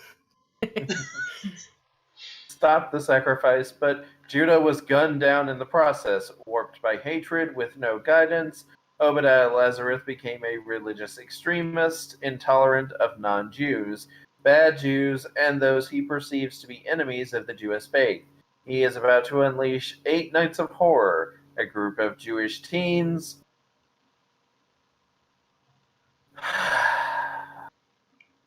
What? A group of Jewish teens are getting ready to party for the holidays, but are in for a festival of frights. They aren't Orthodox enough. With the help of a wise rabbi, they deduce that the murder victims have violated Judaic law, and their only chance of survival is to embrace their faith. Yeah. So, yeah, that is my head. Yeah, so that is Hanukkah for you, and I'm actually really curious to check this out. So, I mean, is it going to be like? I mean, it depends on for like which is going to be like for most people. The best last film for Sid Haig. Is it going to be 3 from Hell or Hanukkah? So, yeah, I mean, we'll just have to wait and see what happens. And I know, Netflix is like getting my attention. Dark Food 456. I just for some reason it just keeps popping up. It's like, watch Netflix, Patricia, watch Netflix. It's like, not right now, later. So yeah. It's Sunday, Patricia. It's our day. Yeah.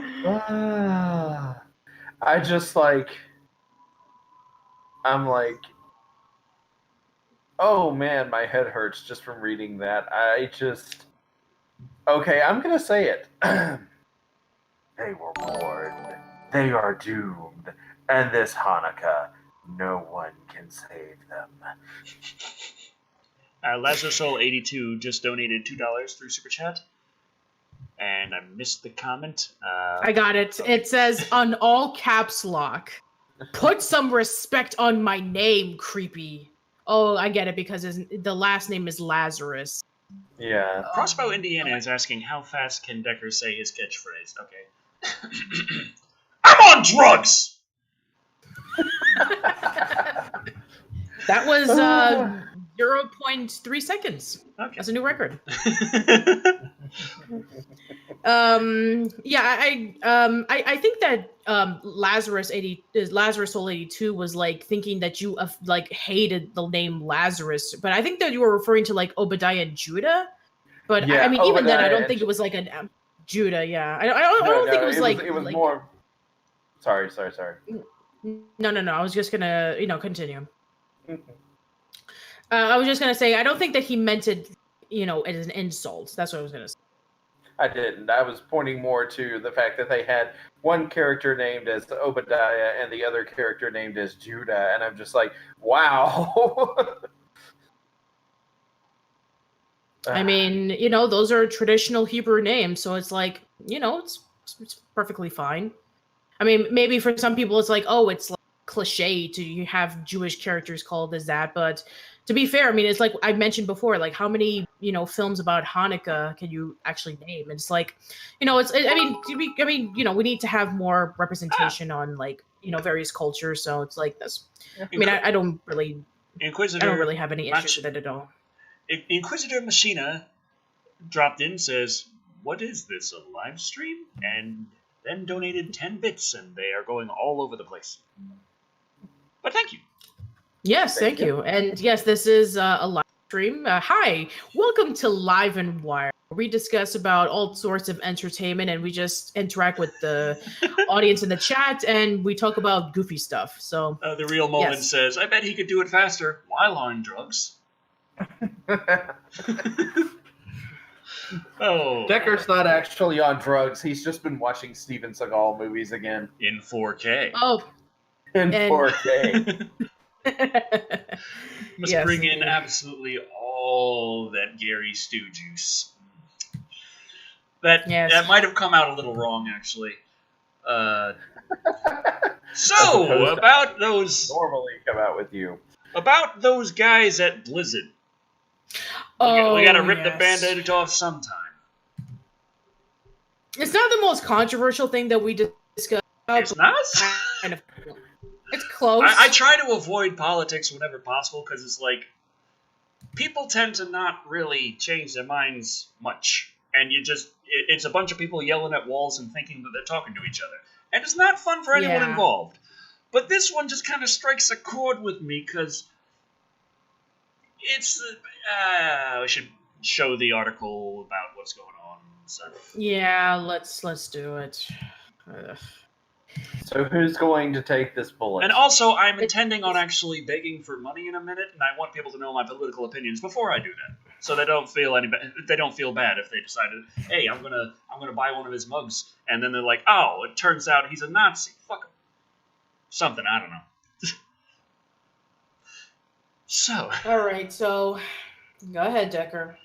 Blizzard bans pro Hearthstone gamer for a statement supporting Hong Kong. Now, I should mention, this is a bit of an older article. Things have changed a little bit.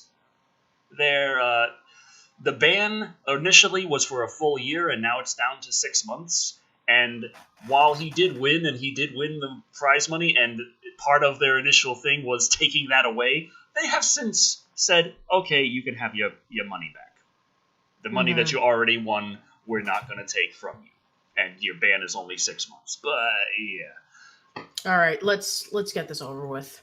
Okay. Blizzard has banned a Hong Kong professional Hearthstone player of his tournament prize money and barred him from tournament play for a year after he expressed support for Hong Kong during the live stream of a Hearthstone game.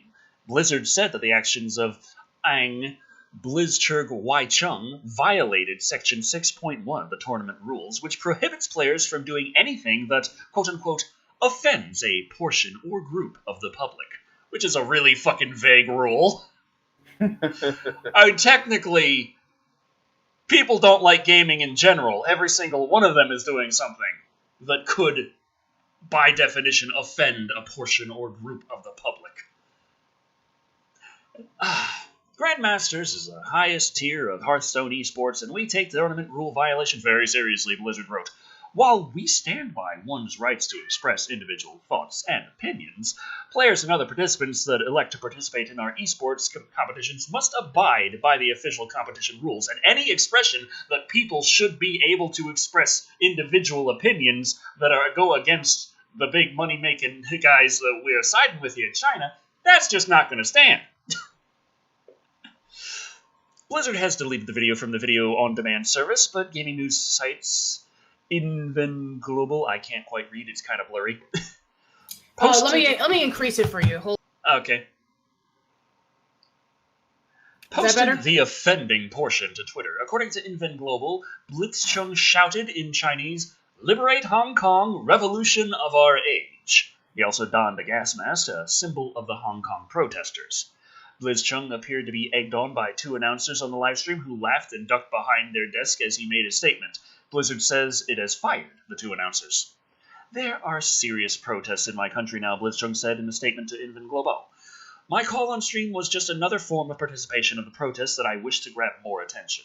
I put so much effort into that social movement in the past few months that sometimes couldn't focus on preparing my Grandmaster match, he added.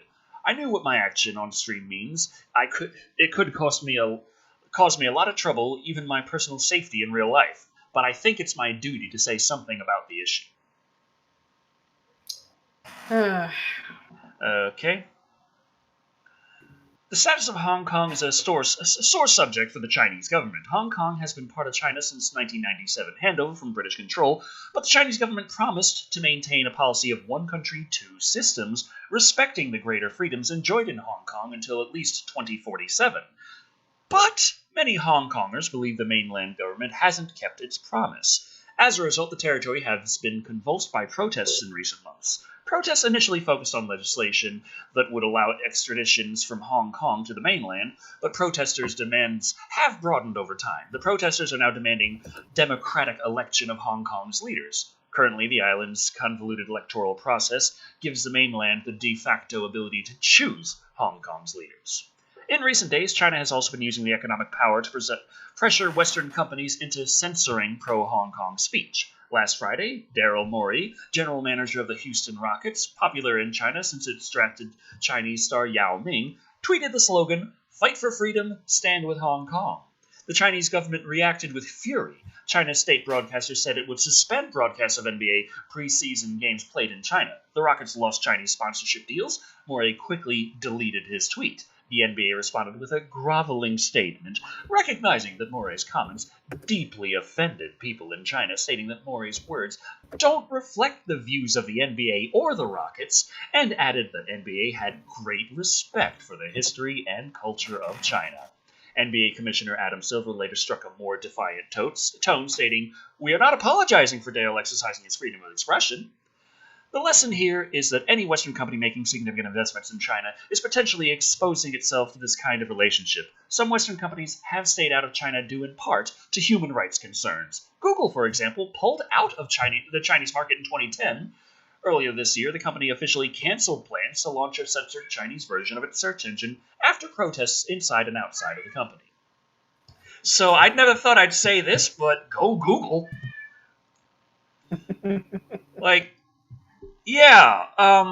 So, anyone here want to talk about freedom of expression and human rights violations? I thought that I thought that we'd be left over to news and you're breaking up a bit there, Patricia. Oh, sorry about that. I thought that our YouTube news talked about controversial stuff, but just damn. Yeah. In the more recent things, the backlash over the fact that Blizzard was like, "Oh, China, we are so sorry that people demand freedom in the area that they're still supposed to be free in for at least 30 more years. We'll just take all his money away and ban him for a year." The public backlash has gotten to the point where, okay, he gets to keep his money, but he's still banned for 6 months, but it's not as big of a ban, and I'm sitting there thinking, you're still punishing the guy for something that really should be a given. Yeah. I'm born and raised in America. I was raised with the idea that, what's really important in life? Freedom. You know how important it is? It's so important that the American government stepping in and fucking up your freedoms is a bad thing. The idea of gay marriage is just somehow different and not allowed, I don't like. The idea that we should just, say, hey, there's a slight issue here, and because of that slight issue, your human rights really don't matter anymore, I don't like. So, the stuff going on in Hong Kong, when I was, 14, and Hong Kong was being passed from British rule to China rule, I was always like, but why? If you're saying we're moving on to a more enlightened age, and this portion of China should no longer be owned by Britain anymore, because that's just not nice, I can kind of understand that, but I never understood, so it should go to China. It's but this is Hong Kong.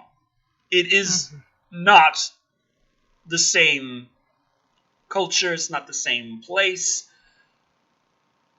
Who the hell did China pay to do that? Because the people didn't want that, but it got through based on the promise that one country, two systems.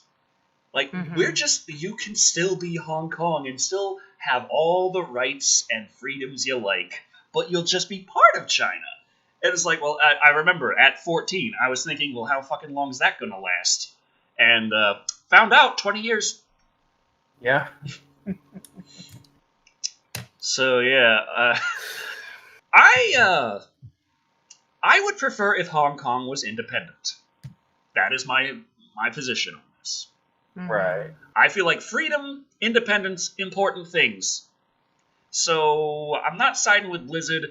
I'm not going to be getting any more Blizzard games as long as they keep this kind of thing where they're just even just the 6 months and he keeps his prize money. I'm still like, Blizzard, you're still siding with a country that's like, human rights don't fucking matter, and I don't really like that. So, yeah, that's my spot here. It's fine. I mean, like, everybody deserves to express themselves. I mean, it's in sense of like, speech, freedom of the press, and all that stuff. But yeah, sometimes I feel that for some people, they just take their freedom for granted. And it's like, yeah, there's a lot of countries out there, even in 2019, that are going through these heavily restricted rules and laws about, like, if you say this, you'll either go to jail or you'll be executed, or you'll get certain privileges taken away. Everybody deserves to have freedom. Yeah. Everybody deserves to say something. I mean, even if it's something that you don't like, and even if it's something like, into like the point is like, oh, I have this explanation on why I don't like this thing or why I don't believe in this thing. It's like, it's perfectly fair if they truly believe in that. If it's like valid. I'm not saying like everything that they should say. It's like, oh, this. I can imagine something that someone winning a competition, giving their speech afterwards. I can imagine a few things that they could do or say that would, be a reasonable thing to strip them of their prize money and ban them for a year. Say, just stripped himself naked, covered himself in peanut butter, and just grabbed the microphone and was screaming, "I'm on drugs!" You probably shouldn't have done that. Probably, it wasn't really the time or the place. One can argue that it really wasn't the time and the place for that, but what he said wasn't that extreme. I think it's kind of a basic idea. Hey, people should be allowed to be people and be free. He was siding with the protesters, and I'm sure that there, like any kind of protest, there are some not so great stuff going on, but he didn't say anything specifically promoting any kind of not so great stuff. Right. You were just saying it for his country. It's like every time you win a competition. Yeah, cut out again, Patricia. Oh, sorry about that. The Olympics, for example, whenever they win a gold or silver or bronze medal, they're saying like they won this for their country. So I guess it's a similar concept in which the guy won the tournament for his country. Yeah. Any thoughts, Creepy? And Billy saying, I can picture Decker doing that. All the naked, stripping, and saying, I'm doing okay. I just want to note that it's Decker that she can see doing that, not me. Oh, boy. All right, let's go over to our next article. John Washburn says, China just banned Patricia. It's actually funny that you mentioned that, because when I was in high school, I actually won this academic contest where I was invited to go to China. And I was supposed to be invited over to China, where I got to stay in like this 7-day trip where they got to let me tour around and see their landmarks and stuff like that. But for some reason or another, I wasn't able to accept it. It was like some things going on at the time, but I'm sorry. Yeah. I would have loved to have gone, but certain circumstances prevented me from going there. I actually still have the letter somewhere. Sanchez says China is that one disliker for this video. Oh boy! But yeah, I actually intended on doing a little e-baking while I was at it. Oh. I've got a little thing going on. I didn't mention it earlier, Patricia. Probably should have, because you've got control of all the little doohickeys and I don't. So. Okay. Yeah. But what do you got? What do you got cooking up? Well, one of the things in tech news is that the Surface Pro 7 has just been finally unveiled and announced, as well as the Surface Pro X, which is this weird-ass thing that is trying to compete, I think, with the iPad Pro, but the iPad Pro was just a half-ass attempt to compete with the Surface Pro. So it's why would you do this? It's like the Surface RT3. Because, they had the Surface RT. It was made with ARM processors. Not very good. No one liked it. Then there was this called the Surface 2 versus the Surface Pro 2. Mm-hmm. And it was that again. No one really cared. And then they just dropped the ARM line. Until now, it's coming back with the Surface Pro X, which is an ARM processor. Very powerful, very nice little thing. Decent tablet based on its specs, but it uses the Windows App Store, so it doesn't use desktop applications. And I don't think I've heard anything about it doing that, so it's still got the same kind of limitations that the Surface 2 and the Surface RT always had. It's just a much beefier, much better machine to do it with. But I'm still looking at it like, no, that I can't run PowerDirector on that, so no. Maybe I'll run there's a version of PowerDirector available for it, but probably not one that can do everything I need. Fair enough. But my Surface right here is showing its age. Like we've got this lovely keyboard here that doesn't actually work anymore. It's asking me if I want to switch to tablet mode. I think it just got a bit of a connection there, and then it disconnected. Got cracks all over the screen. Very nice. And the USB port is starting to give out a bit, and I'm having some difficulties. So I was looking at the Surface Pro 7, and it's like, you know what? That'd be very nice. But as I said earlier, last few months, ad revenue hasn't been so nice. I had to not get my tooth done because I didn't have the money to do it. I am going to get that done. No matter what, that will be done. And my fiance is helping foot the bill for that. That's how we're pulling that off. Okay. So I should be getting that one missing tooth that's been in the last couple dozen videos of mine. Should be getting a root canal and crown. Yay. Oh, good. That's about $2,000 of dental work right there. But you know what else is about $2,000? Surface Pro 7. Which I can't really afford. I would love to. The Doom Annihilation video is going great. I'm very happy about that. Ad revenue is still, right now, let's see, what's today so far? My page RPM is 73 cents. So, it's still, all those articles we read about YouTube news where they say, oh yeah, every 1,000 views, people make $2. I'm like, what? Where is this money? Can I have it, please? It's not that great. No. This month has made $25 less than last month. Which is I'm happy about because it hasn't been dropping as sharply as it used to. I'm hoping that this month coming up will actually do better, but everything's been quite low, and I've been just having enough to pay the bills and get food with the ad revenue and the Patreon and Charlie's help. And great. She's saved a little bit because I had been paying for a lot of stuff, so now she has a little bit left, and she's like, okay, I'll do your dental stuff. That's fine. But I didn't want to just sit here and say, okay, here's my little Live and Wyatt mug. I'll just shake it. Please put the coins in. I don't like that idea. I like the idea of actually giving something back. So I came up with a little product. Okay. That, if I could just... I know my card Decker's going to start stripping, everyone. Yay! Let me get my wallet. Nate Dogg just subscribed. Welcome. I'm kidding. Welcome. Let me get my Streamlabs store. Because that's why I sell the mugs right now. I used to have the one on YouTube. Fortunately, removed that because the one I bought from YouTube came broken and in terrible, terrible, terrible packaging. So I have no illusions that it would ever not be broken. Yeah, I was lucky that the mug that you gave me was actually intact because the packaging was awful. Granted, that was a Streamlabs mug. What was bad about that packaging? It should have been in a decently sized. It was in a decently sized box, but the box barely fit the mug, and also there was no cushioning.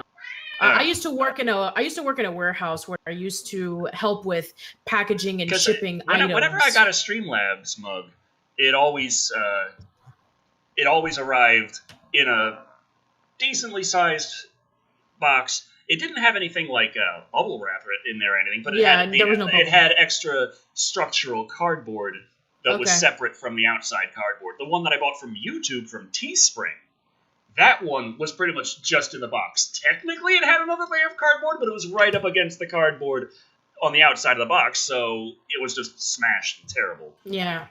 But yes, let us see your new mug. I'm trying to send you okay, sure. The link there. It should show up as the first thing because it's the latest. Gotcha. The latest product.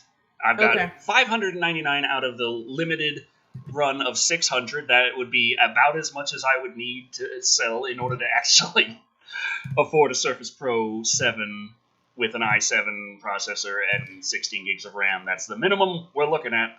256 gigs of storage is what I have right now on this Surface, and that's how I know that I really should go for more. But Microsoft, sadly, charges out the frickin' what for so yeah, we have the I wanted a Surface Pro mug available. Yes. And the description says, whether you're drinking your morning coffee, evening tea, or something in between, this mug's for you. It's sturdy and glossy with a vivid print that will withstand the microwave and dishwasher. It's got a lovely default description. But yes, there's the I wanted a Surface Pro mug.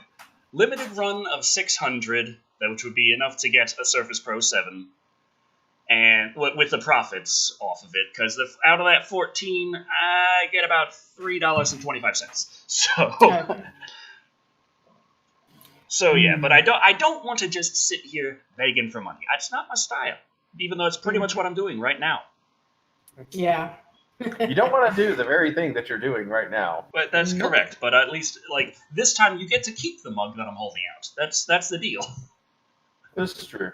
Yeah. Real quick, Anthony Watson posted earlier, had said, "Hey, Creepy, notice me doing it!"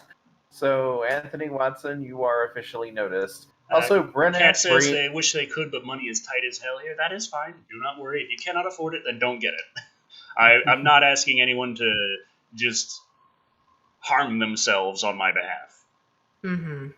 Also, Brianna Roberts has been asking for a while if we will please howl because it is the full moon.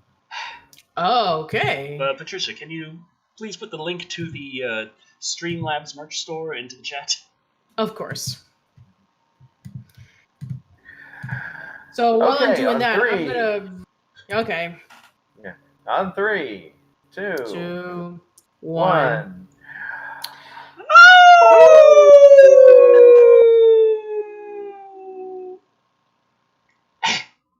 There you go. It is the full moon. Dang. Yes, it is. And there's a link on the screen. Yes, I want to close all tabs, you son of a... Sorry. All right, so I'm going to pull up the next article, which I actually do want to read this one because... Demon Orc is asking on Twitch, so if I just keep watching your season playlists, would you get money? Technically, possibly, but ad revenue is right now anyway, and it's just... I don't really know how YouTube works. I have no clue what's going on with this site. Mm-hmm. But it is what it is.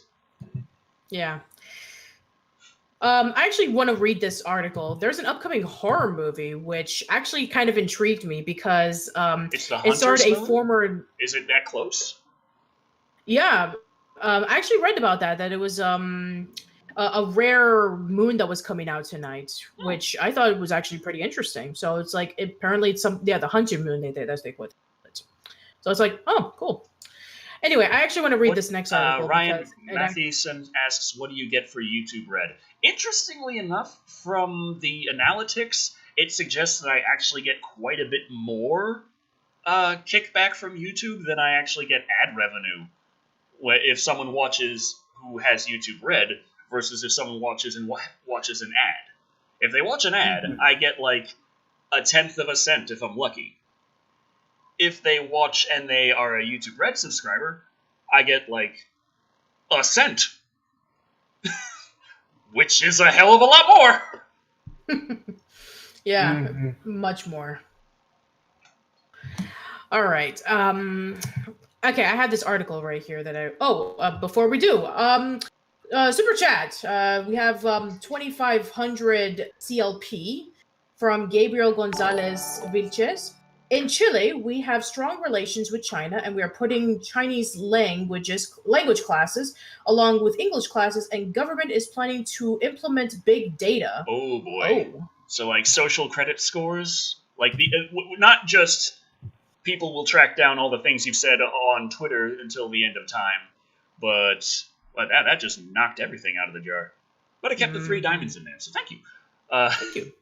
But social credit score in China is a thing where it's not just your employer can look at your Twitter history and say, hey, you said something 4 years ago that we think is kind of iffy and now you're fired. It's a more officially sanctioned version of that, where other people can give you likes and dislikes for your commitment to the government, and if you get too many dislikes, it could be a problem with things like opening bank accounts. Mm-hmm. That's not a good thing. That is not good at all. I am hoping for the best. I feel like the world tends to work more towards freedom as time goes on, but it always leans heavily. You have the parts where things just kind of go more and more towards a kind of authoritarian situation where freedoms are curtailed, rights are ignored, and that kind of thing, up until people say, that's it, we've had a fucking enough, and then there's that eruption, hopefully non-violent, sometimes is, and then you get, over the longer period of time, you get things leaning more towards freedom, but I don't know, it's just, the world is a fucked up place, but you gotta live in it, because we don't have a colony on Mars yet.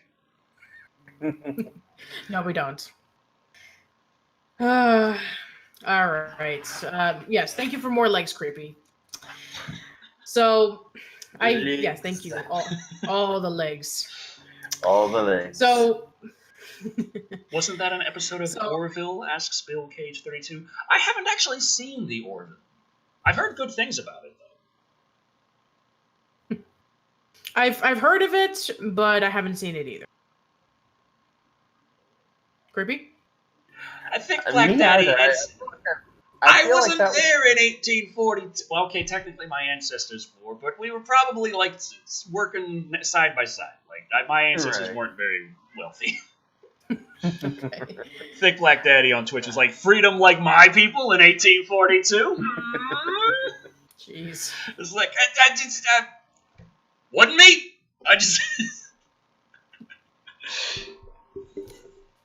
Okay. Bill K32 says it's really good, so maybe we'll check it out sometime. Rishi Sharma says, when will you do Split, Decker? Split. Oh god. Dobby, he just knocked over the PlayStation camera. Oh. Dobby. He just knocked over the rest of the PlayStation camera. Just knocked the cable down with it.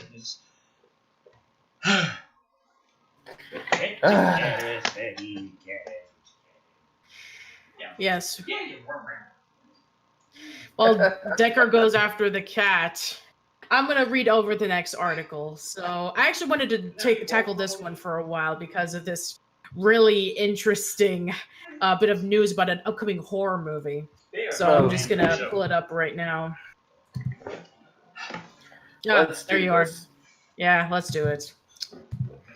Okay, so here we have a new trailer for an upcoming horror movie, Animal Among Us.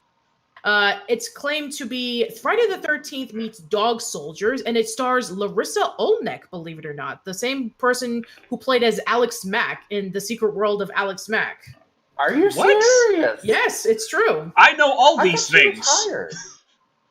Well, I think that around the late 90s, early to school and finish things up, she did do a bit of acting here and there, but she started getting back into acting again around the late 2010s. She was in an episode of Mad Men and a couple of other roles of a few episodes here and there. But yeah, I mean, this is the first I've heard of her being in a horror movie, at least from what I remember. I do know that there was I do remember that one of the actresses from Caitlin's Way, she was in she was in one of the Saw movies, from what I remember.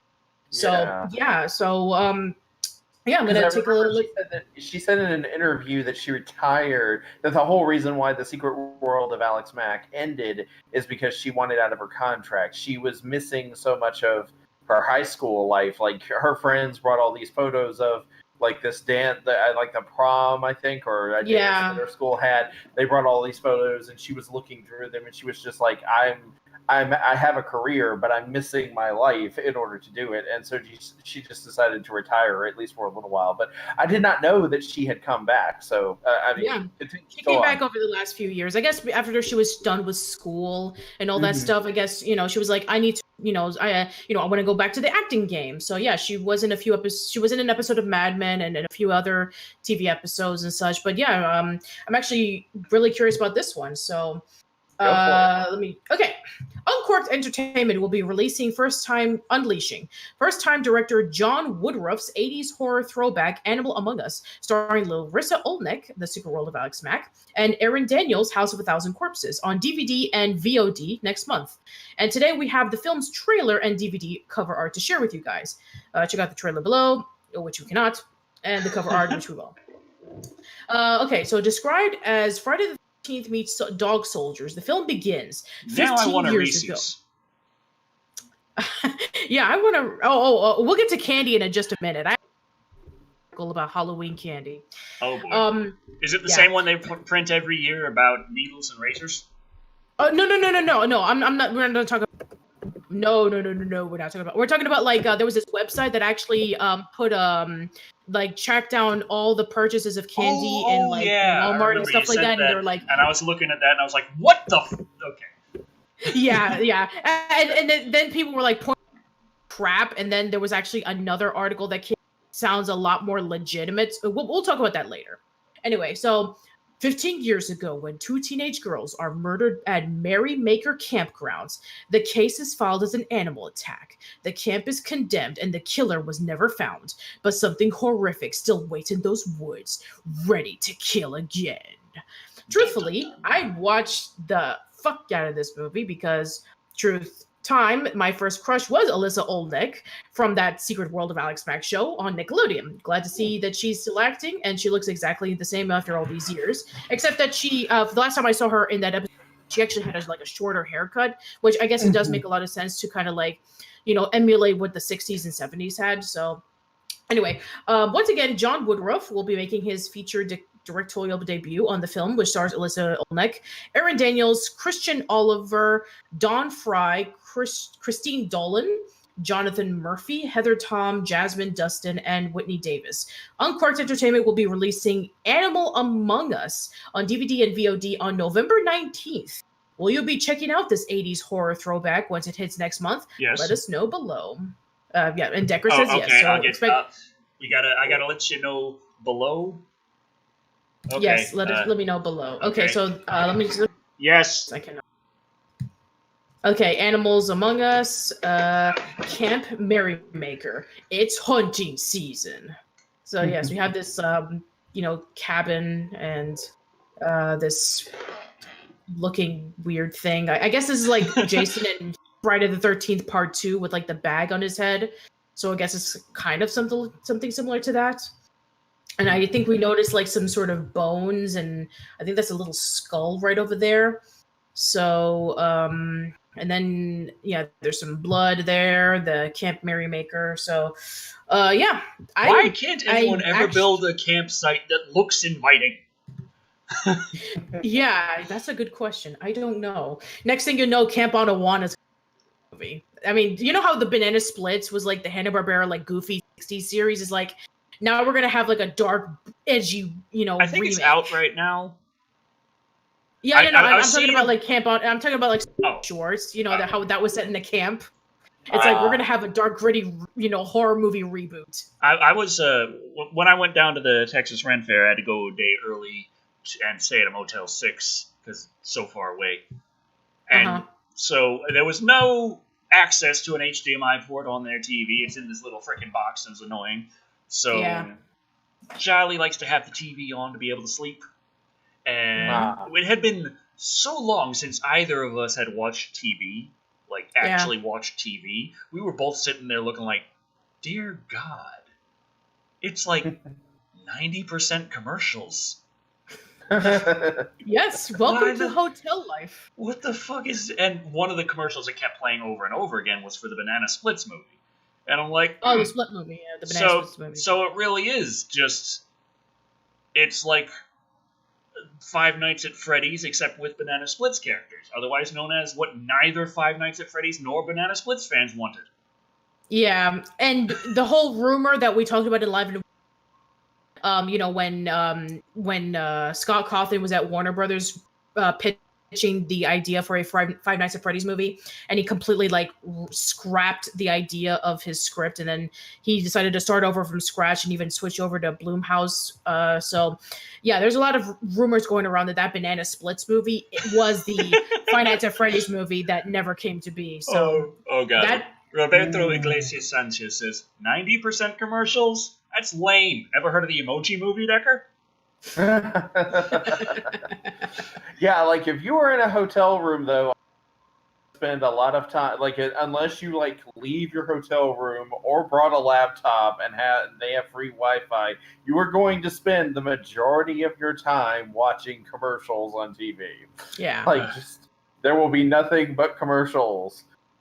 And it won't even be the cool kind of thing where you're a kid and you actually enjoyed watching some of the commercials because they, it's like when you were a little kid. It's like in the 80s and early 90s when we were kids and we actually wanted to see what happened to that cereal mascot and how he got out of trouble and prevented those bad guys from stealing his cereal. Oh, the Cookie Crisp commercials, yeah. Yeah. That was back when the dog was, number one, a dog and not a wolf, and number two, a burglar. Yeah. Actually, he was working with a burglar.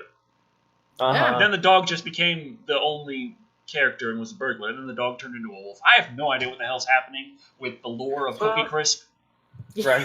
Sort of like the Cinnamon Toast Crunch. It used to be 3 bakers, and then one day the two of them disappeared, and then it was just Wendell. Then Wendell was replaced, and it was like these talking, Cinnamon Toast Crunch characters that just ate each other. Which is disturbing. Yeah. We can have an entire episode just on commercial lore. That would actually Live and work. Wired. Live and Wired. Oh God, yeah. Bill Cage should do saying #give Trix his cereal. I remember the drama of whether or not this rabbit would ever get to eat this fucking cereal. And he did! He got the cereal! Yes, he did. That was one of the happiest days when that damn rabbit ate that cereal. I was so happy for the Trix rabbit when he was finally able to eat cereal. They held a vote. Who would have said, "Nah, fuck that rabbit. Fuck him. He will never enjoy this." From what I understand, it was like a landslide victory. You could send in little ballots on whether or not you voted yes or no. And it was like a landslide victory. Kids everywhere saying, "Give him the damn cereal." We've been watching for years and that poor rabbit. That's such good cereal. He just wants to... Why are they treating him so bad? They make lots of this stuff. They can't eat every single bowl for themselves. Yeah, I mean... I'll tell you one thing that still mystifies me to this day. Were when they had all these different bad guys who were trying to steal cereal from these kids, and they had some of the most elaborate plans in order to do it. And yet none of them was take $5 to the grocery store. I'll get it. Jack Brand for YouTube the movie. A group of viewers time. Oh, you're breaking up there. Okay, hold on. Let me just... Okay. YouTube the movie. A group of YouTubers recently demonetized get their revenge by kidnapping and holding PewDiePie for ransom. Hilarity ensues. Oh, God. Yeah, I think some of the most elaborate stuff that I can recall about, we need to get this cereal, and there was, this huge story arc with the Captain Crunch commercials. Yes. Where they had, Sean LaFoot, and then they had the what was it, the Soggies or something? Mm-hmm. And it was just this crazy, elaborate one where I think that at one point they even went to outer space. Yeah, There was like this one point where the Soggies created a whole army of Captain Crunch clones, and their job was to go out into the city and steal all of the Captain Crunch cereal. I remember which one was it where one of the cereal pieces that wasn't supposed to be in the cereal, like a bunch of them got like trench coats on and snuck into the cereal? I can't remember exactly what it was. I want to say it was like Raisin Bran, but except it was supposed to be like the Raisin Bran ended up with, but the brand they just like it was like raisins covered in stuff. I'm gonna look it up. Give me one second. I don't. Something. Yeah, another one that I remember. The corn pops ones. Remember, like the early ones, like every time they were talking about like, oh, I'm gonna get some pops, and then you go into like the kids' psyches, like corn pops. I need to get my corn pops, man. It's like I can't do anything unless I get corn pops. It's like so there was the one with the kid who was so intent on skipping school, and he's there like got the hot hair dryers like blowing it on his face, like yeah, I think that was a corn pops commercial. Mommy, I feel sick, and she's like, oh, you're burning up, dear. Here, lay down. And he's like, yeah, someone's got a fever for the pops. Puts on the TV. It's like, and then she brings him his breakfast, which is this fucking bowl of borscht. And he's like, what's this? And she's like, oh, this is your breakfast, my little boo-boo. And he's like, and he ends up just going to school so he can have corn pops. Fucking, like, it ain't worth it. I could skip school any other time, but I need my corn pops. Eddie Herta says they killed the rooster on the box of wheat flakes. Cornelius the rooster. Oh man. On the corn pop. Cornflakes. I don't. Oh, cornflakes. No, they still have the rooster on some of the boxes. He's just kind of part of the logo now, isn't he? Yeah, he is. He is part of the logo. He was never like an official mascot. There was a characters with Cornelius the rooster out there, like. Yeah, I mean, I remember like when I eat corn. Damn it. Yes. Blake the Gambling Hero says, "Oh, it's the Adventures of Honeycomb Jones." The honeycomb commercials. Oh God, the honeycomb commercials. I remember that. Yeah. Children turned into ravenous werebeasts willing to murder for cereal. I remember, yeah. Okay, also we had the, let's not forget, we had Cocoa Puffs. Where it was the opposite. Where it was the opposite problem. It wasn't, the kids. It was actually the mascot, yeah. It was actually the mascot had a drug problem, and the kids were just a bunch of dealers who were trying to force Cocoa Puffs onto this poor... What was he again? I think he's a bird of some kind. He was a bird. Yeah, his name was Sunny. It's actually funny that you mentioned this because the original voice actor for Sunny was the guy who voiced as Lionel from Thundercats, and I actually met him in a convention. And one of the panels that he was at, I remember this vividly. This was like almost 10 years ago. Yeah, he was almost 10 years ago, and somebody asked him a question about like, can you do say Thundercats ho in your Sunny voice? Oh my God, it was such a fever dream. I so wish I could hear that. It was amazing. And then they were asking that reverse thing. It's like, can you say Cocoa Puffs in your Lionel voice? Wow. That was wild. It was like, I am cuckoo for Cocoa Puffs. It was hilarious. Oh, God. Yeah. What were we talking about again? Well, there were movies and stuff, anymore. And I tried to get people to buy mugs. Oh, yeah. I gave it the good old college try. One of them sold. Oh, nice. Like, not right now. I mean, before. Okay. But, that's one down. 599 to go. Woo! All right. Let's see. I think it was Creepy's turn. Yes. It was nice news for you. It's about. Yeah. Hey, cutting out there, Patricia. About Steven, because I'm sure it's called. So. Whoa, okay. Oh. Yes, that's what they're calling it. It takes place right after. Yeah, it is. Patricia, I don't think you understand the situation. What?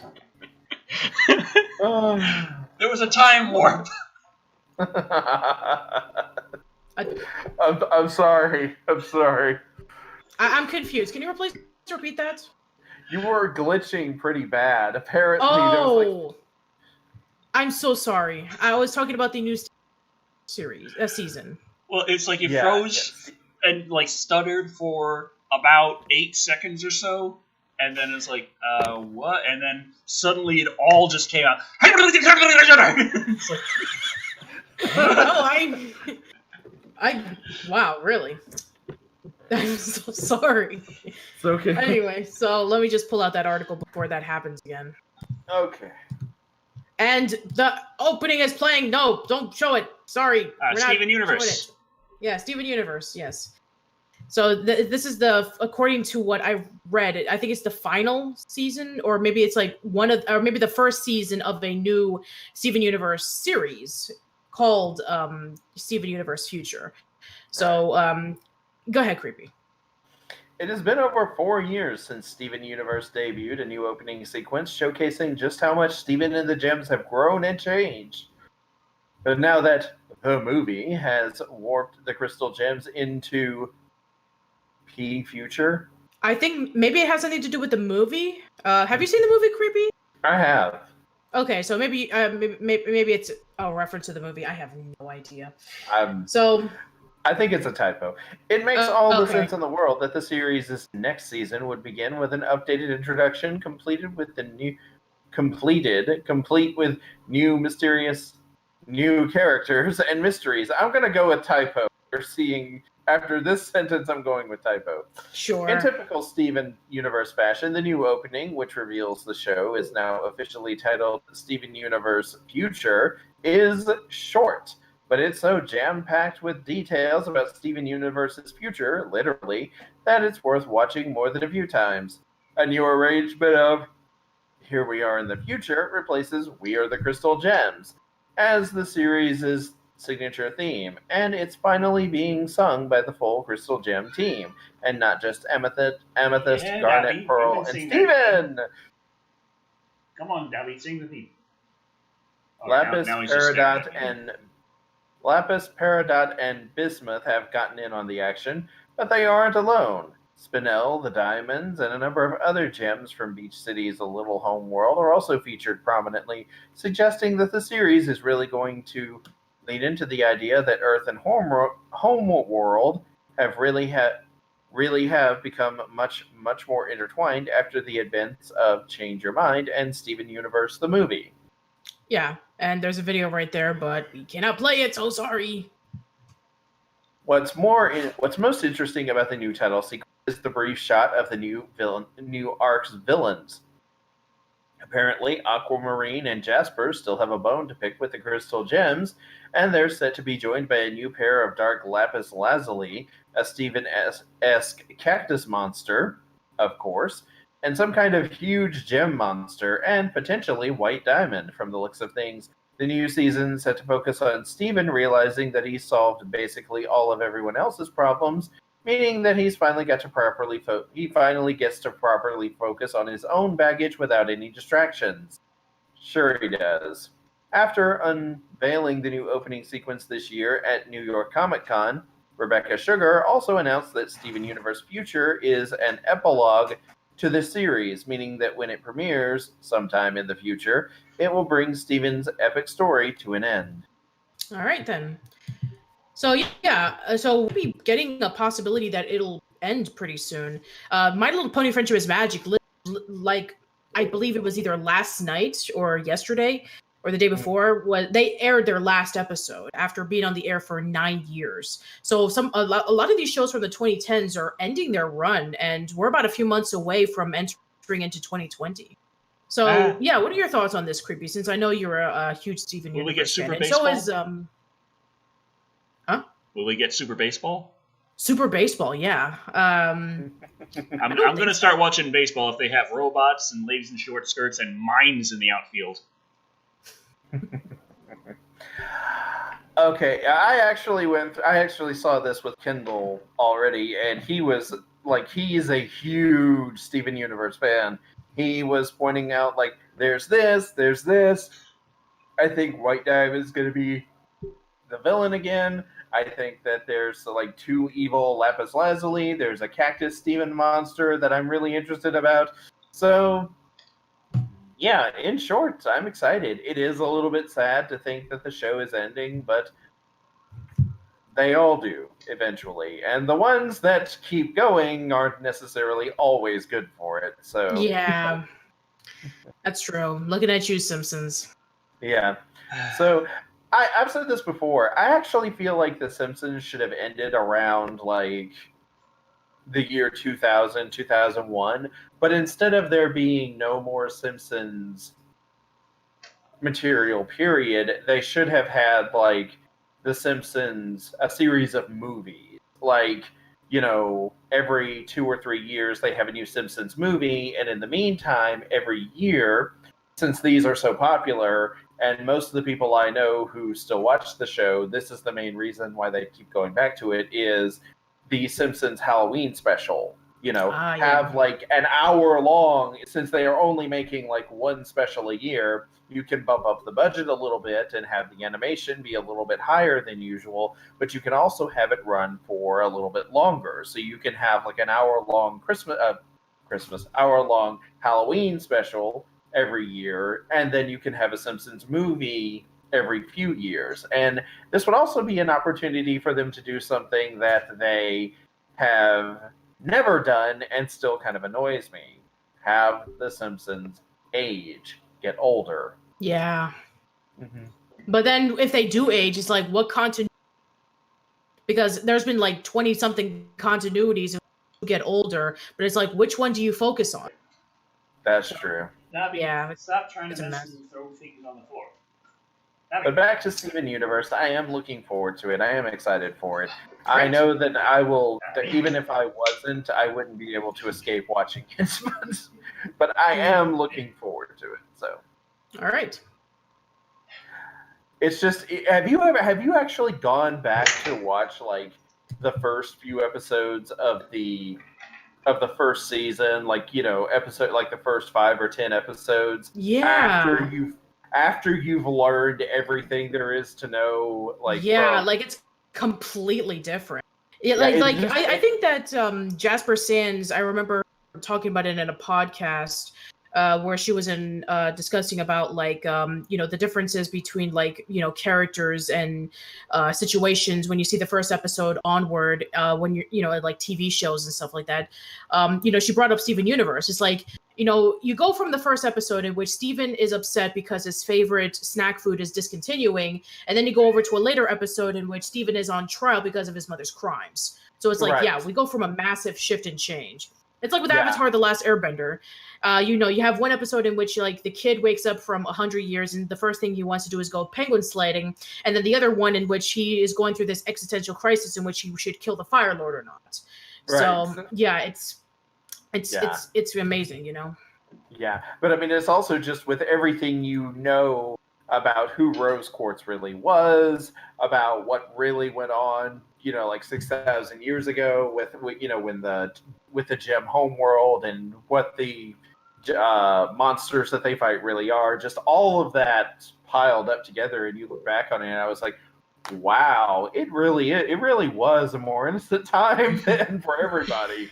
Yeah, same thing with Adventure Time. Adventure Time started off show. If you ever watched the original pitch on Nickelodeon with random cartoons, and it's like you have this one episode in which like you have Finn and Jake and they're having like a fun time with like all these characters, and then you have episodes where it goes into like a dark and serious moment in which like about what the actual world of Wu is. It's like, oh, we're in a post-apocalyptic world where there was a massive war and people they were homeless and everything was destroyed, and have the story of Marceline and the Ice King and his backstory, and Finn's past and his in his lineage. It's like, wow, this completely went out of nowhere. It's like if you were to watch from the first episode from season 1 all the way up until later, or the last season, it's like it's completely different. or the Harry Potter books. Like not too long ago, I read all 7 books from start to finish, and like like I get to the first book and I'm like reading through it, and I'm like, why? And then I think about everything that I know because I've read this series several times, and I'm thinking about how. And then you get to book 7, and you think back to book 1, and you're like, damn. Yeah, that was an innocent time where Harry was upstairs at his aunt and uncle's house, and then all of a sudden it's like, yeah, we prevent genocide of the Muggles and some of the people aligned with Dumbledore's army and all that stuff. It's like good times, you know? Yeah, or you think like book 1 with Severus Snape and Harry versus book 5 and Harry and Dolores Umbridge. Oh. Yes. Yeah. And yeah. All right. Not everything has such drastic changes. By the way, Creepy just hit 140,000 subscribers. Yeah, good job. Congratulations. Yes, congratulations. Yeah, we're about 45 minutes until the show's over, so I didn't really find a lot of YouTube news, so we're just gonna skip over. Well, there's one other thing from the title card that we haven't quite touched on, probably because it looks like something you shouldn't. Oh, okay. It's the thing that's kind of blurred out, because I'm considerate, and I think Nightmare Fuel should have some kind of, let you know, hey, there's some Nightmare Fuel territory. Not just you don't even know that you're going to be clicking on anything yet. It's already in your face. Oh, jeez. I guess we do have talk to about changing with the times. I'll say. We'll talk about that in a minute. Ah, fun. Yeah. All right. Fine. We'll get to that. Don't you worry. Yay. All right. So. I was hoping that we would skip that, but no, of course not. Anyway, but I actually went to Decker to read this one. So Decker recently saw Joker, the new movie that just came out, focusing on Batman, one of Batman's most iconic villains, and it doesn't have anything to do with the movie, but it does have something to do with the character of the Joker, because from Old Dale cast, but now he's doing his own YouTube channel. He actually reviewed the first issue of a one-shot about Joker. It was written by John Carpenter. So I actually was curious about Decker's thoughts on it. So I'm just going to pull this up really quickly. So Joker. John Carpenter takes on Gotham City icon. One shot. I got it here. So here you go. All right. This is the season of the Joker. Nearly 80 years after his 1940 debut on the pages of DC Comics, Gotham City's clown prince of crime is busier than ever. Todd Phillips' Joker is now in theaters, puts a gritty and grounded spin on the character's origins, and one of American cinema's true masters of horror is unleashing his own version of the Joker just in time for Halloween. Visionary John Carpenter, who directed Escape from New York 1981 and The Thing 1982, co-wrote The Joker, Year of the Villain, which is available in comic book stores via online retailers starting Wednesday, October 9th. So that would be 4 days ago. Yeah. The Joker, Carpenter said, is the greatest villain in comics history. What? I don't know, but okay. There's the outfit, the jokes, and his malleable, menacing general nature. He's expandable. You can go anywhere you want with the Joker, said Carpenter. You can make him evil, you can make him crazy, you can make him somewhere in between, and he fits the bill. Can you make him like a busboy? Yeah, I would love to see him be. I'm sure he'd be like the most manic busboy you'll ever see. 40-page one-shot comic, The Joker, Year of the Villain, is one place the DC Universe's Year of the Villain. One piece in the DC Universe's Year of the Villain event. Okay, I can read. Oh man, now I'm just thinking about John Carpenter writing a One Piece. Like, wow, where would that go? Okay, the Joker as One Piece.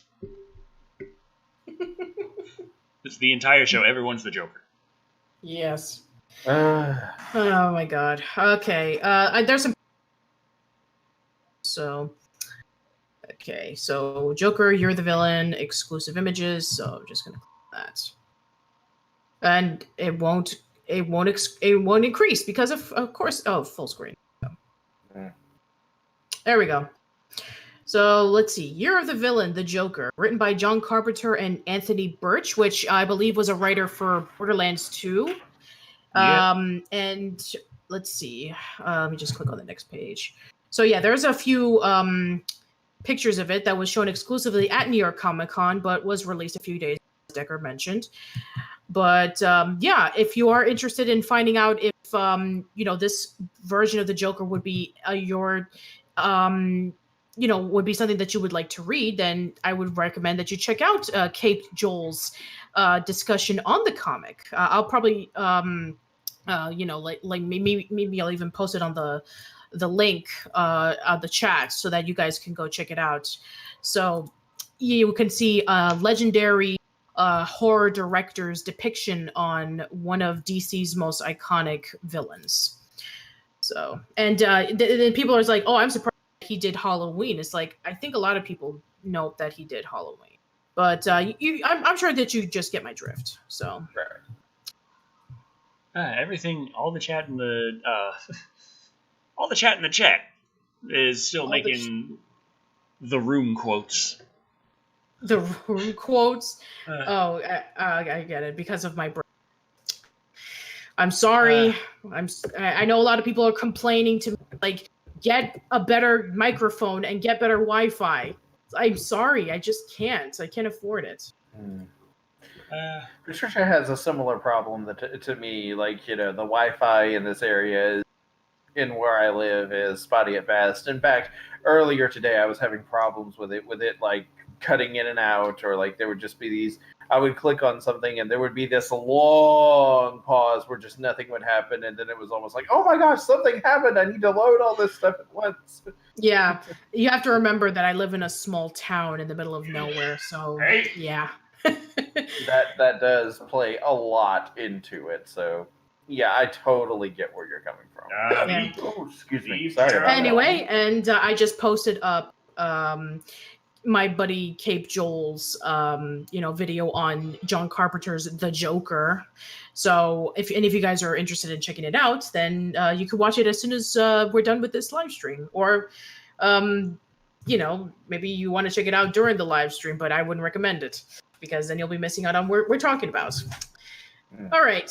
So I want to talk about one more thing right before we go into that thing that Decker talked about, because just why yeah. Bit of good news, a bit of an update on Super Nintendo World. Yeah, for those who don't know, over the past year we've been discussing about. Yeah, for the past year we've been talking about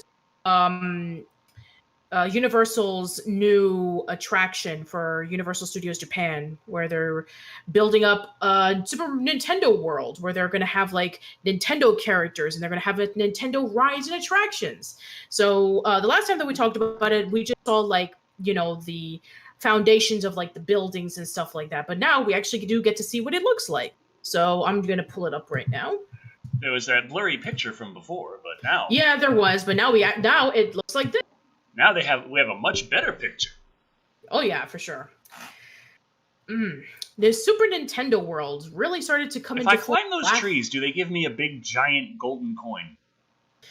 That would be awesome. Either that or a giant apple. The one that Yoshi would eat in the Super Mario World. I don't have a Yoshi.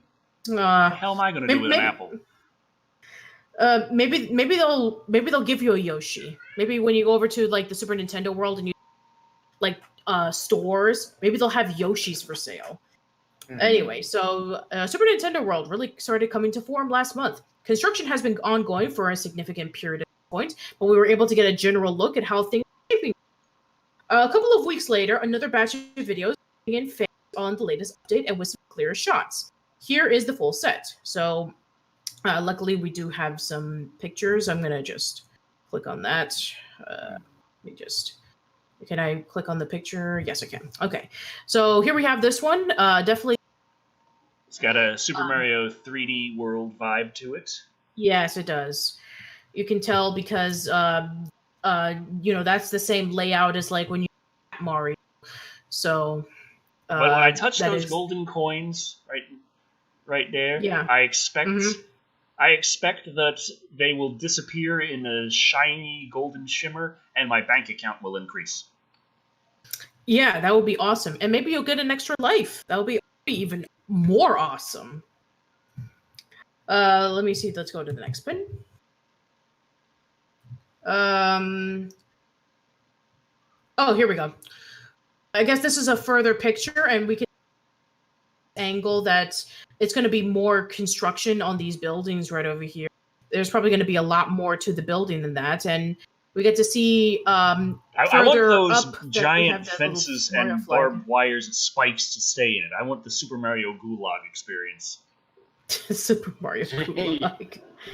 And just after we talked about the situation with Hong Kong, too. Yeah.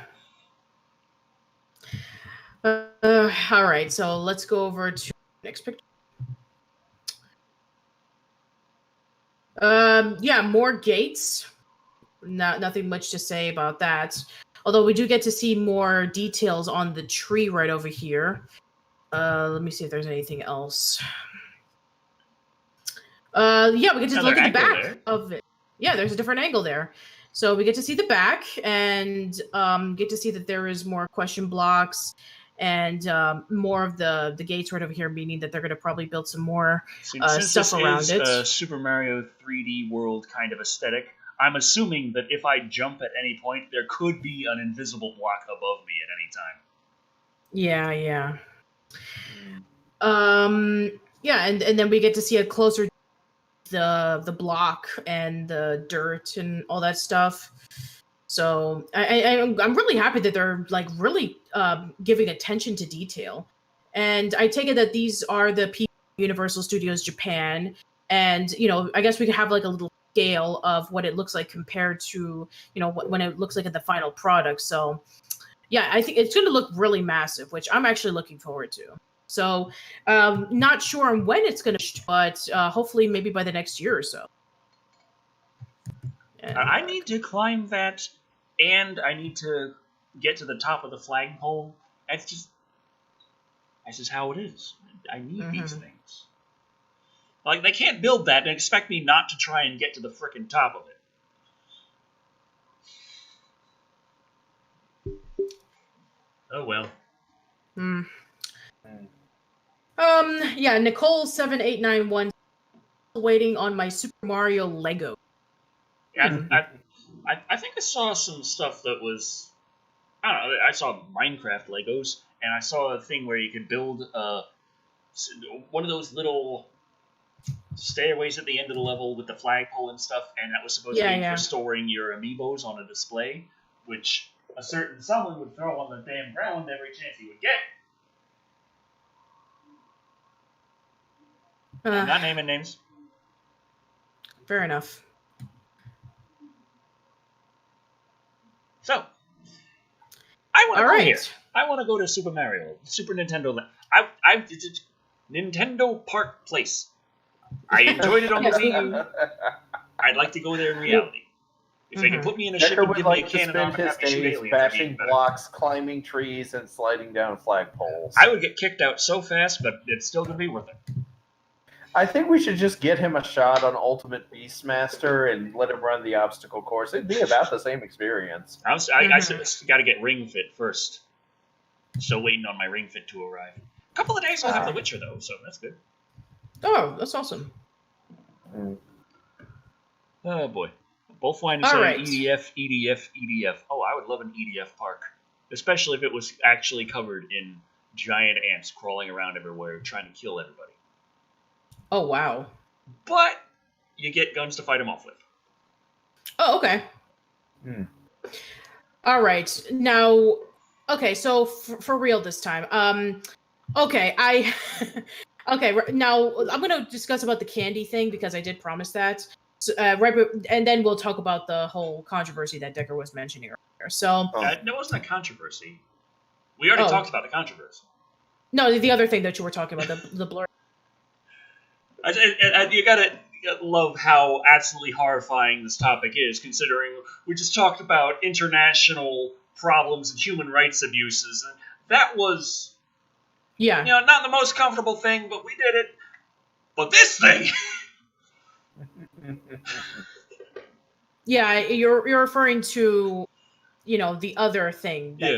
Yeah, I know what you're referring to. You actually sent me the link a few days ago, right? Huh? The link to the discussion a few days ago. Let me check. Yeah. While you do that, I'm gonna go over because I actually want to talk about this because a lot of people were like pointing out it's like really because they thought it was like a joke, but let me just see if I can find the link really quickly. Here it is. Now it's not on an official website, but it's actually due by some guys over at a website called Lights Camera Barstool or something. Patricia, you came up with this one. Oh, I did? Yeah. Oh, okay. I have to look through the list again, but let me just pull out the picture.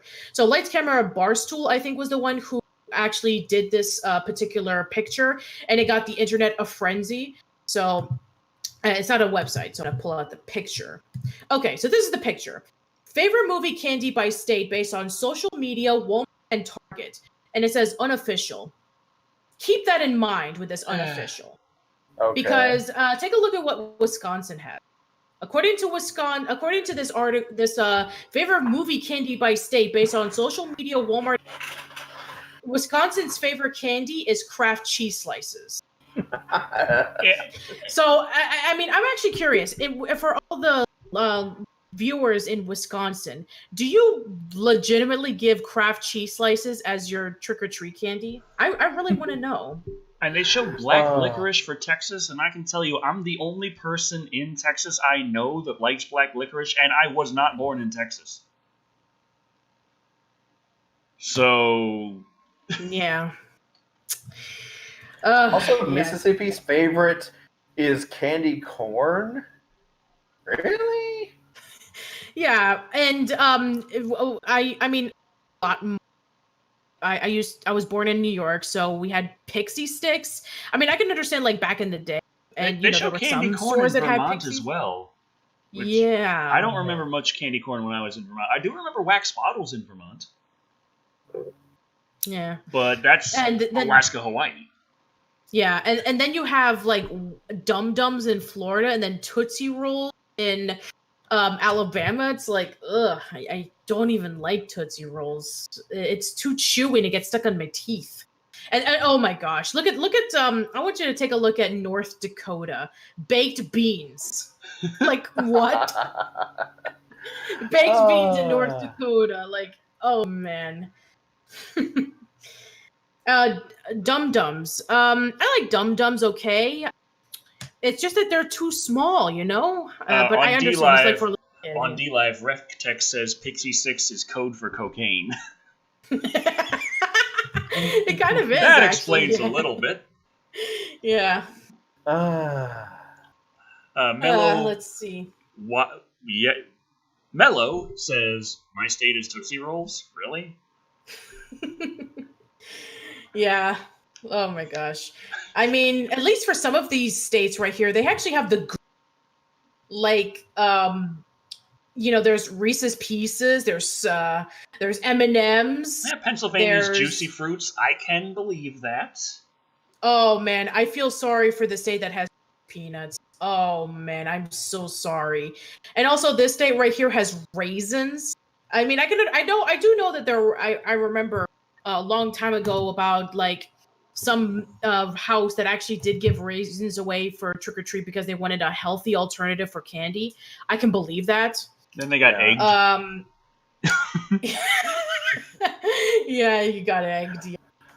You always love going to the dentist's houses on Halloween trick-or-treating because they're the ones that give out full-size candy bars. And all yeah, that. they're Raisinets. That's true. Yeah. I'm trying to look to see if there are Raisinets. Oh, Eddie Herder's asking, nobody remembers whatchamacallit? Actually, I do. We have whatchamacallits in Mississippi, and they are quite tasty. Yeah, I am familiar with it too. There it is. There's Raisinets right there, right above Texas. So Blake the Gambling Hero asks, why is Michigan good and plenty? It's horrible. In fact, I've never seen anywhere in a store in Michigan a package of Good and Plenty. And Good and Plenty is pretty close to black licorice. Mm-hmm. Okay, so a lot of people actually pointed this list out and said stupid and ridiculous. And then there was another website that actually did another list that actually did follow on a poll on what state's favorite candy is. It's kind of similar to how when we a few months ago on Live and Wire when we did the according to what state that you lived in, what was your favorite horror movie? So it's something like that. So I actually do have the list right here. I'm just gonna get rid of this. I'm actually gonna locate it just in a quick moment because I think that this list would probably be a little bit more authentic, or if not, then I mean, it's like, what do you want? I think I saw a bit of the second list and it looked a little bit more sane. Yeah. Yeah, it did. I just love my baked beans. Oh, man. Okay, we're just going to scroll down. Here we go. According to the map, which was created by Bid on Equipment based on Google search volume, Reese's Peanut Butter Cups was the most popular candy in 12 states. Let me see if I can click on this. Yeah, that makes sense. I'll just increase. M&Ms okay, there we go. Texas, I'm going to just increase the screen right here. Yeah, that's there beautiful. We go. Beautiful. Yes, this looks much better, actually. Yeah. So, yeah, we have Michigan with pretzel M&Ms. I love pretzel M&Ms. Let's see. We have Mississippi and Alabama with Milk Duds. And I don't get that. Georgia, we have Snickers. California's Kit Kat. Let's see. We have Montana. We have the Tootsie Roll Pops. But yeah, and this looks and we have like hot tamales and gummy worms, and peanut butter M&Ms. So yeah, this does look much more authentic, I think. At least, maybe for some people in the chat, they're like, "Oh no, ours is this because of this reason." So I don't know. So Vermont Tootsie Pops. That makes a lot more sense. Mm-hmm. Pennsylvania Mars bars. They mean like Mars, or as in Mars, or Mars as in Milky Way? No, they actually mean like the British candy. Yeah. Because if they're talking about the British candy, then the Mars is what in America you call the Milky Way. Right. Yeah. I think they're referring to I think maybe they are referring to Milky Way. I remember when I was in college, there was a Godiva chocolate store in the mall. The real Mullen says, "All hail the Reese's Peanut Butter Cup." Reese's Peanut Butter Cup certainly won the election there. Yeah, it has 12 states on it already. Excellent. All hail the Reese's.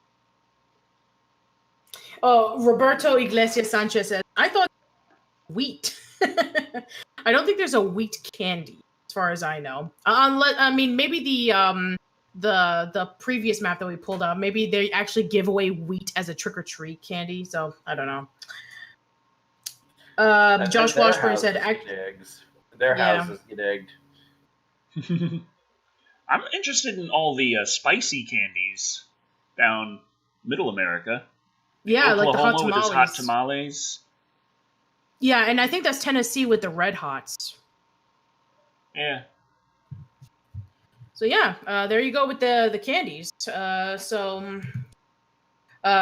those who are wondering, according to the state that you live in, what's their favorite candy? I think this is a much more accurate one than the previous one that we saw, in which you have Kraft cheese slices in Wisconsin and baked beans in North Dakota. So I was like, if they're going to go with that, then why the hell isn't Texas brisket?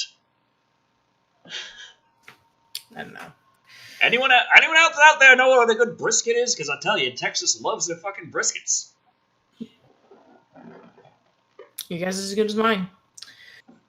All right. Calderon Sanchez. Yeah. I mean, I know Payday. There are who do like it, but for some people, it's like, oh, Payday is just Snickers without the chocolate. So I don't know. Maybe in the no. poll. Snickers has like one layer of. Snickers is you got the one layer of the peanuts on top of a layer of the caramel, and then the nougat with the chocolate all around. Whereas Payday is like ass ton of peanuts, just crunched around a caramel bar. Yeah, it's a crazy little thing.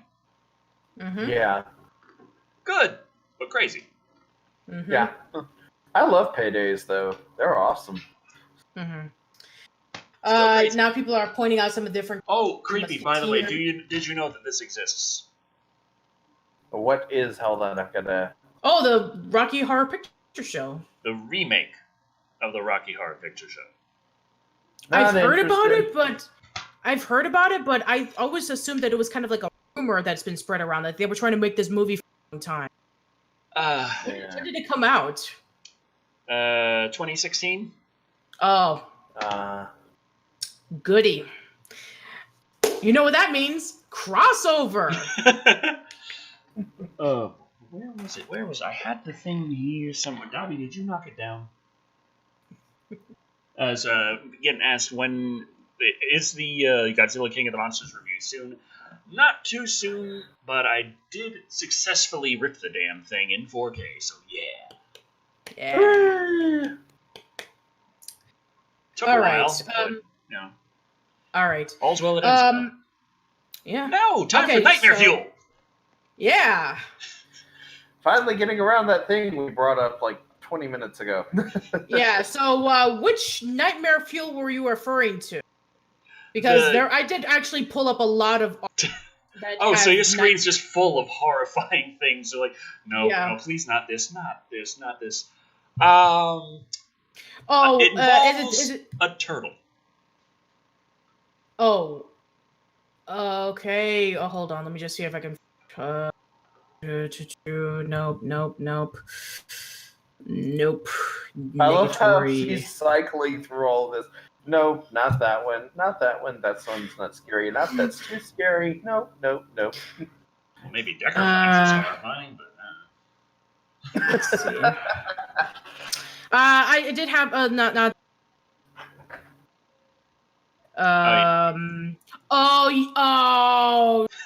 Oh God, yes. Now I remember. Oh my God, I found it. That's why I blurred it out in the title card, because I'm like, you know what? I want people to actually click on this video. Okay, I found it. Oh God. All right, so creepy. You have the honors. I'm sure some people actually already know about this. Teenage Mutant Ninja Turtles 3 costume that went on for auction. That is not the costume, by the way. I know that's not the costume. That's Leonardo. But, you'll see it. I think the article originally did have the real costume pictured first, but maybe there kind of has a little bit of backlash because it was so just disturbing to see. Yes. Creepy. Blake the Gambling Hero is like, oh God, I've seen it. Oh no. Okay, please. Creepy. Just read about this abomination. The one from the Vanilla Ice movie? No, John Washburn. That was Teenage Mutant Ninja Turtles 2. That's Ninja Turtles 2. Ninja Turtles 3 was the one with the samurai and the what did you expect? Maybe the Addams Family. Shawnee B. One is now following. Welcome. Okay. Go ahead. It stands as a broken down metaphor for our time. The Leonardo suit, as worn by actor Mark Case in Teenage Mutant Ninja Turtles 3. A rotten, slowly decaying collector's item lurking in the darkest corners of your false nostalgia, obliterating the rose-tinted glasses you wear to look back upon your days of Halcyon youth. Halcyon youth. Okay, yeah. Thank you. It's one of my... It is yours. It's actually one of my favorite words. I actually named my milestone birthday video, Should We Say Goodbye to Halcyon Days?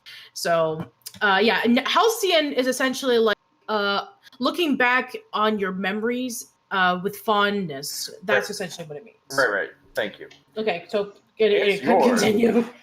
It's yours for the low price of 10,000 or even 15,000, depending on how the auction goes. It looks like this. Okay, everybody, get ready. Here we go. Ah! Oh, sweet mother of merciful darkness, get it away! Oh, I'm heading you into the pit. I'm heading you into the pit. I'm heading you into the pit. Okay, let's get into the Here's a picture of the crotch. And here's the whole body. Well, at least the coming out of our shell tour is no longer the most disturbing thing involving Teenage Mutant Ninja Turtles. Oh my God. Okay, we're done. Go away. Okay, we're getting a lot of... Stop it! Are you kidding me? It burns! Cat saying, tell them when it's gone. Is it gone, Patricia? It's gone. I just wanted to make sure. I know you're behind the wheel right now, so... We're never seeing it again. Okay. Hello? Please continue. Okay, sorry, you guys started to Oh break God, up. it messed up your browser. Even the ads are like, nope, we're out of here. The auction was unearthed by Twitter user Jamie K, but you can check out the actual listing if you dare. Both the body and head of the costume show substantial breakdown to the foam latex elements and require restoration. I don't think restoration is going to help. It requires the item description. exorcism. The body is currently filled with some stuffing and rests on an oversized clothing hanger. Additional work is needed to make the piece stand. Starting bids are $5,000, but Prop Store expects the item to sell for somewhere between $10,000 and $15,000. I don't know much about prop auctions, but this seems optimistic. That being said, just one single Donatello mask from the same movie went for $1,700 in 2018. So what do we know? Prop Store did not immediately respond to a request for a comment. The Leonardo costume stands over 6 feet tall and was built to house an actual human being. Realistically, you could buy this and use it as a costume. I guess that's Halloween sorted. The auction opens October 1st at 5 a.m. Pacific time, in case you're interested. I am just... Oh my man. God. Okay. Okay, I'm not going to pull the... But I'm actually looking at the auction. And it closed about 2 weeks ago. Mm-hmm. You want to know how much it sold for? How much? It says unsold. Nobody bought it. Oh, what? Oh. Okay, I'm gonna sell a bunch of mugs to get that costume.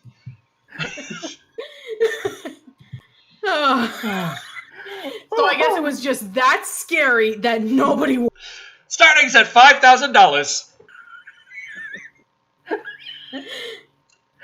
Can I get a 4,000? I think that actually is how they. Just like there was dead silence. No one would buy this. Free. It's absolutely free. Does anyone want this?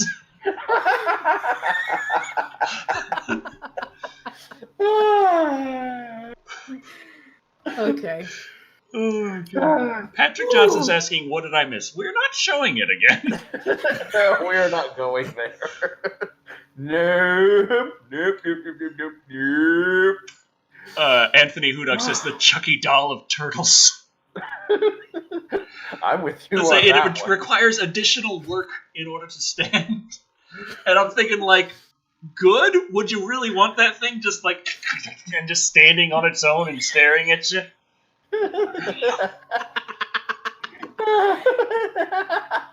I mean, if we thought that they looked bad in the movie itself, it turns out they don't age well with time.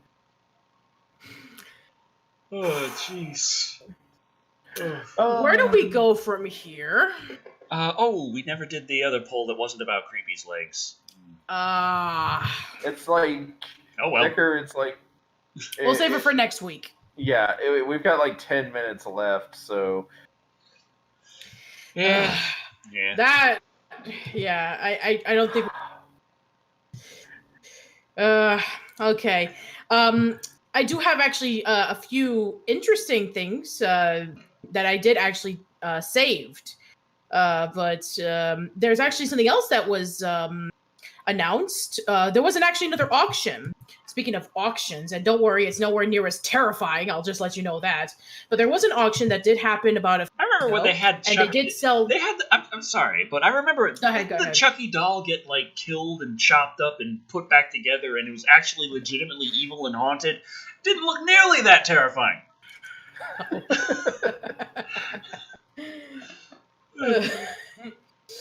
Okay, but more legs. Thank you for the more. legs. Someone was requesting more legs. But yes, there was another auction that happened a few years ago where some of the most iconic things and were given for a charitable cause. And hello there, is that Tara? Yes. Hello, Tara. Hey, Tara. So I'm just gonna pull it right now. Okay, so oh no, that's not what I was getting for. No. Okay, the axe swung by Jack Nicholson Shining just auction for over $200,000. So that actually sold, unlike the abomination that we just saw a few moments ago. A horror movie involving insanity and all kinds of weird, creepy stuff? That sounds nice and safe. Oh yeah, absolutely. Several iconic horror auction early this week as part of the Prop Store's Entertainment Memorabilia live auction at the BFI IMAX Waterloo in London, including Freddy's glove from Freddy vs. Jason, Ghostface knife from Scream 2, the Necronomicon from Army of Darkness, and Carrie White's bloody prom dress from Carrie 2013. One of the coolest horror movie props that was up for grabs was Jack Nicholson's axe from The Shining, which sold 4 times the amount it was expected. As reported by Independent, the axe sold for 170,000 euros, or $209,068.55 at the auction. The site notes the prop is approximately 3 feet in length with a wooden handle and foot-long blade that is an inch thick. Aside from a few scratches from long days of shooting the infamous door-breaking scene, the axe is reportedly in excellent condition. Freddy's glove from Freddy vs. Jason for $37,818.50, while Jason's machete from the same film went for $9,832.01. Jason's axe from Friday the 13th remake sold for $4,538.22.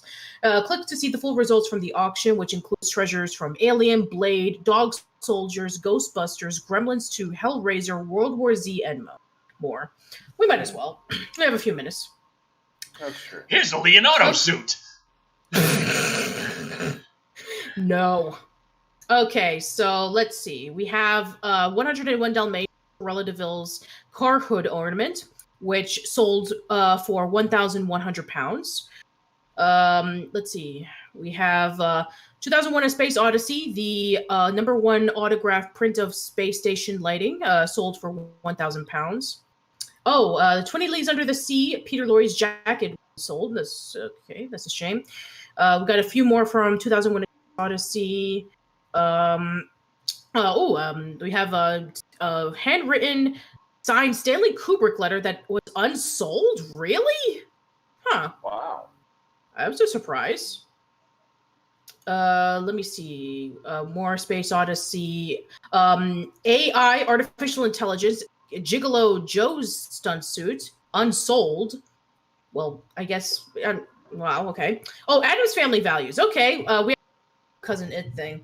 Okay, so speaking of Cousin It, wow, it actually sold above its expectations. It was estimated for 2,000 to 3,000 euros, sold for 4,500.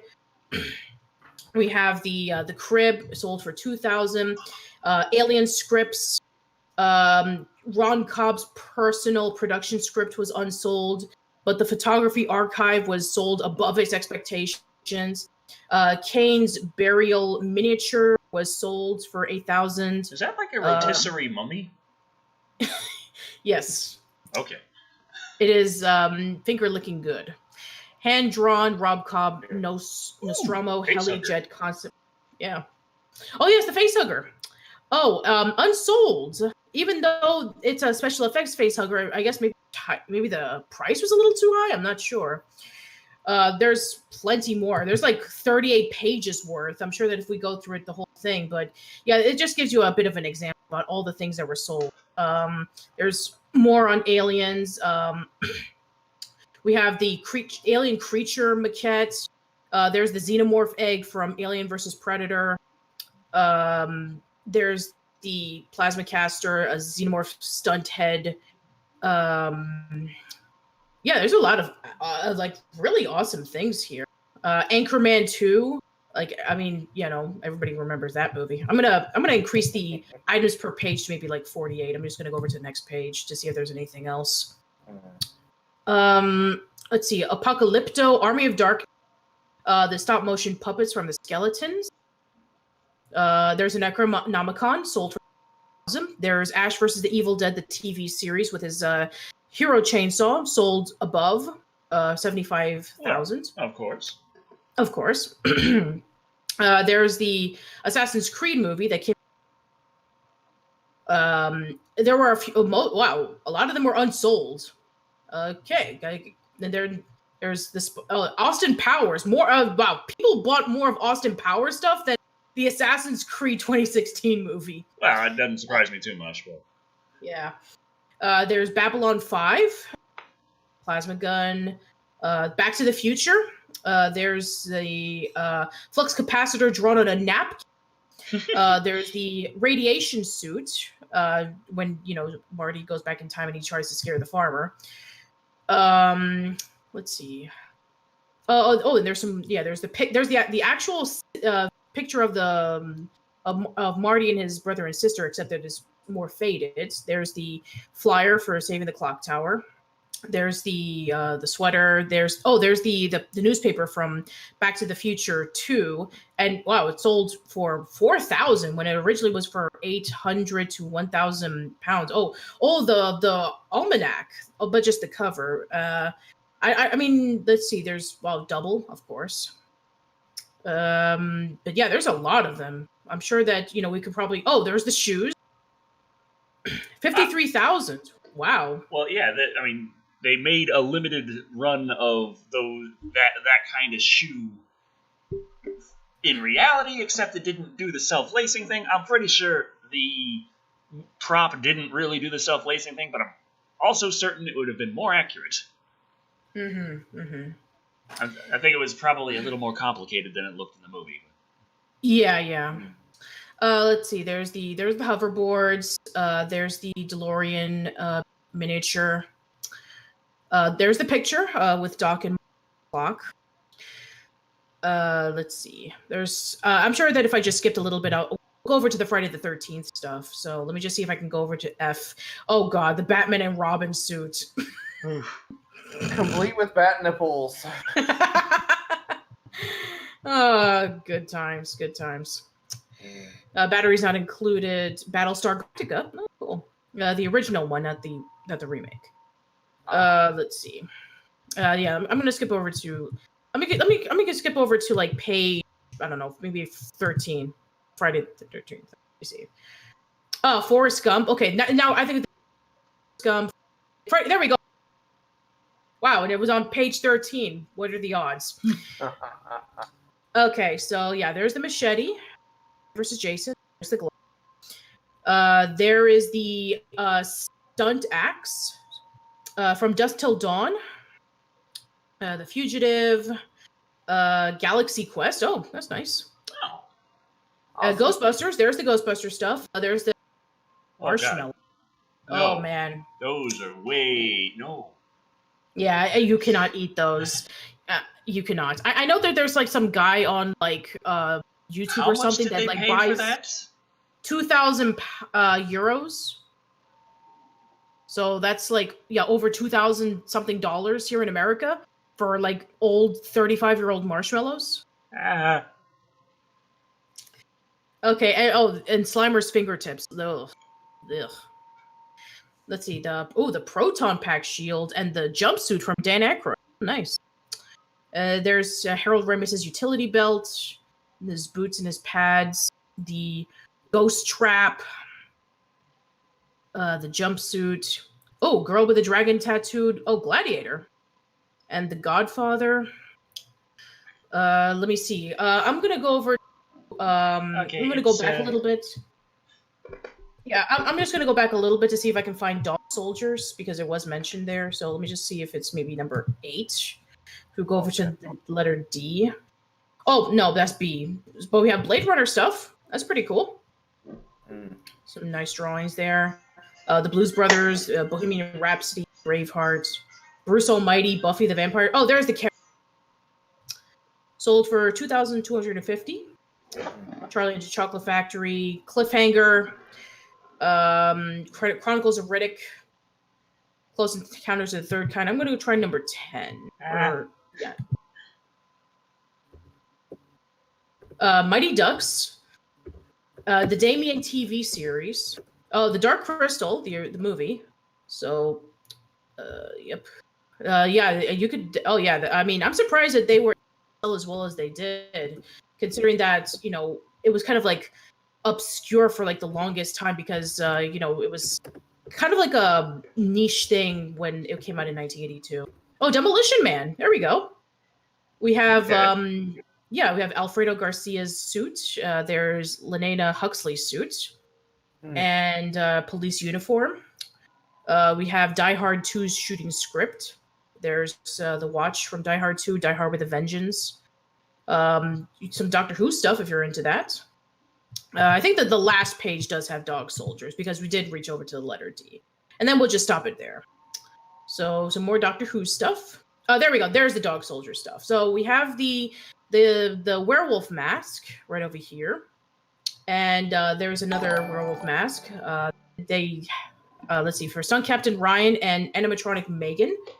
So, and there's some Dune drawings. There's E.T. and Me Crew.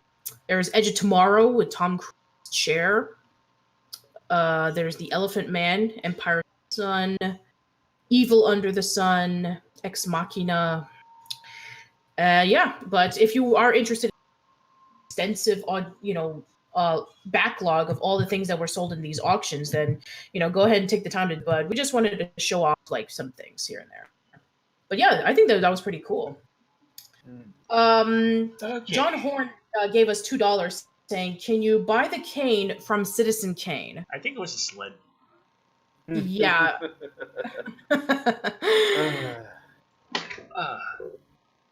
Wear them and try and kiss Charlie.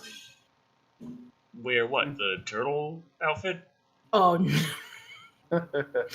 no. No. She would kill me. So, in horrifying terror, she would end my life. Yeah. And speaking of things coming to an end. Yes, we have finally reached the end point. Yes, we have. Whew. All right, so what do you guys have coming up? Well, should I go first or? Go ahead, Creepy. Well, let's see. X-Men retrospective is next. For those of you who thought that I review bombed everyone yesterday with 2 reviews at once, the Scooby-Doo review was actually one that went up a week ago, but was blocked worldwide, and then I got it unblocked after I had already posted the Batman review, so I just put both of them together at the same time. But next week is Batman. Next week is X-Men, and we are finally doing Beyond Good and Evil, one of my favorite X-Men animated series storyline.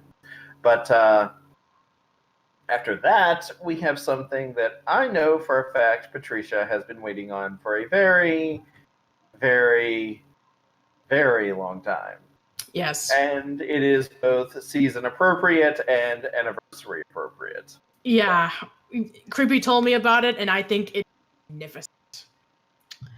Anyway, so as for me, yes, I'm really looking forward to it. By the way, it's going to be amazing. I cannot top that. But seriously though, Okay, I posted up my 59-minute long video just a few days ago on my new series premiere of Heroic Gem or Junk, which is looking back on obscure superhero movies, TV shows, video games, comics, etc., about obscure or forgotten media about heroes. And the first one that I tackled was about Cyber Six. It is a Canadian animated series that is based off of an Archie. Yeah, Cyber Six, yes. It is a Canadian animated series based off of a series that was animated by a Japanese company. And yeah, it's really complicated. An Argentine comic book series that was published in Italy, and it was adapted into an animated series in Canada, animated by a Japanese animation company. So the same people who did Batman, Spider-Man, Superman, Tiny Toon Adventures, Animaniacs, Akira, Lupin the Third, they're called TMS Entertainment. They also did this series, and I discussed about the history of the comics, how the animated series came to be, what I liked about the show, what I didn't like about the show, why it was forgotten, and do I recommend people to check it out. It's 59 minutes long, so maybe for some it'll be like incredibly overwhelming, but I worked really hard on it, and I hope that you guys check it out. And I will be posting up some other stuff coming soon. So what do you got, Decker? I have no idea. I haven't worked a bit towards my actual show in the entire week, and I'm really hoping that I actually manage to get it done on time, even though it's probably going to get blocked anyway. But that's making me wonder if I should just review the movie that I saw on the TV while I was going to the Ren Fair. That was the Haunting in Connecticut, which is based on a true story. And I did know a bit about the seances and ectoplasm and stuff, enough to know that was not exactly accurately portrayed in the movie. Of course, they portrayed it like it was full, true, real, holy crap. They were bringing stuff from another dimension. They got pictures to prove it. I'm like, they were guys with linen sheets stuffed in their mouths. I mean, it might have been convincing in the 1920s, but But what I'm supposed to be reviewing, which I have ripped and I still have yet to watch, which I might still, is just going to be cutting it a bit close, is The Bye-Bye Man. Oh, nice. Which I don't know anything about it other than it's about a man go bye-bye. People go bye-bye. It's nice. Sure. And Gaming Channel has still had not the most going on with it. Creepy. We got to play more EDF. We're so close to finishing the game, and we are so off our game that it's going to be nice and difficult. We're going to die at the last boss over and over again. It's going to be great. That's true. All right. Eddie Curtis says they should always say partially based on a true story, because then it's a lie when they put based on a true story. Well, technically, based on does not mean is a. Right. So they can say based on a true story, and as long as something in there has a shred of truth in it, then yeah. I don't know. Sure. I don't know. I still gotta do the damn Mothman Chronicles now that I think of it, because that's one that I remember watching that was before I'd started doing reviews, and that was just one that I had to tell all my friends about everything that was wrong with it. So I've got a little pent up I got something to say about the Mothman Chronicles, so I should do that at some point. But yeah, Bye Bye Man is coming up. I still got to do more gaming stuff. Haven't been doing that too much. Very sorry, but hopefully everything's gonna come together, and I hope to sell these damn mugs. Also, maybe make some T-shirts. People actually ask for those. So that'd be awesome. We need to put into the jar so we can get Decker Teenage Mutant Ninja Turtle costume. I was actually looking for the Surface Pro 7, but I guess that's I guess if I can get the Leonardo suits, I could then sell that for enough to get a Surface Pro 7, right? People will buy that thing. Won't they? Yeah, she knows. So, thank you all for watching. I've been Dr. Shado. I've been Patricia. And I have been that long-haired creepy guy. And remember, bring your movies with you whenever you go out to do any kind of exploration into the world of the Renaissance, because it gets kind of awkward when you have 2 days left to actually get something done, doesn't it? Yeah. And do not buy any holdover Ninja Turtle costumes from the manufacturers. Somehow I feel like it'd be safer to eat the marshmallows. Yeah. That terrifies me less. They're marshmallows. They'll be around after the apocalypse happens. So will Leonardo. He'll still be preserved. He'll be walking Hopefully. around. Yeah. Good night. Good night, everybody. Good night.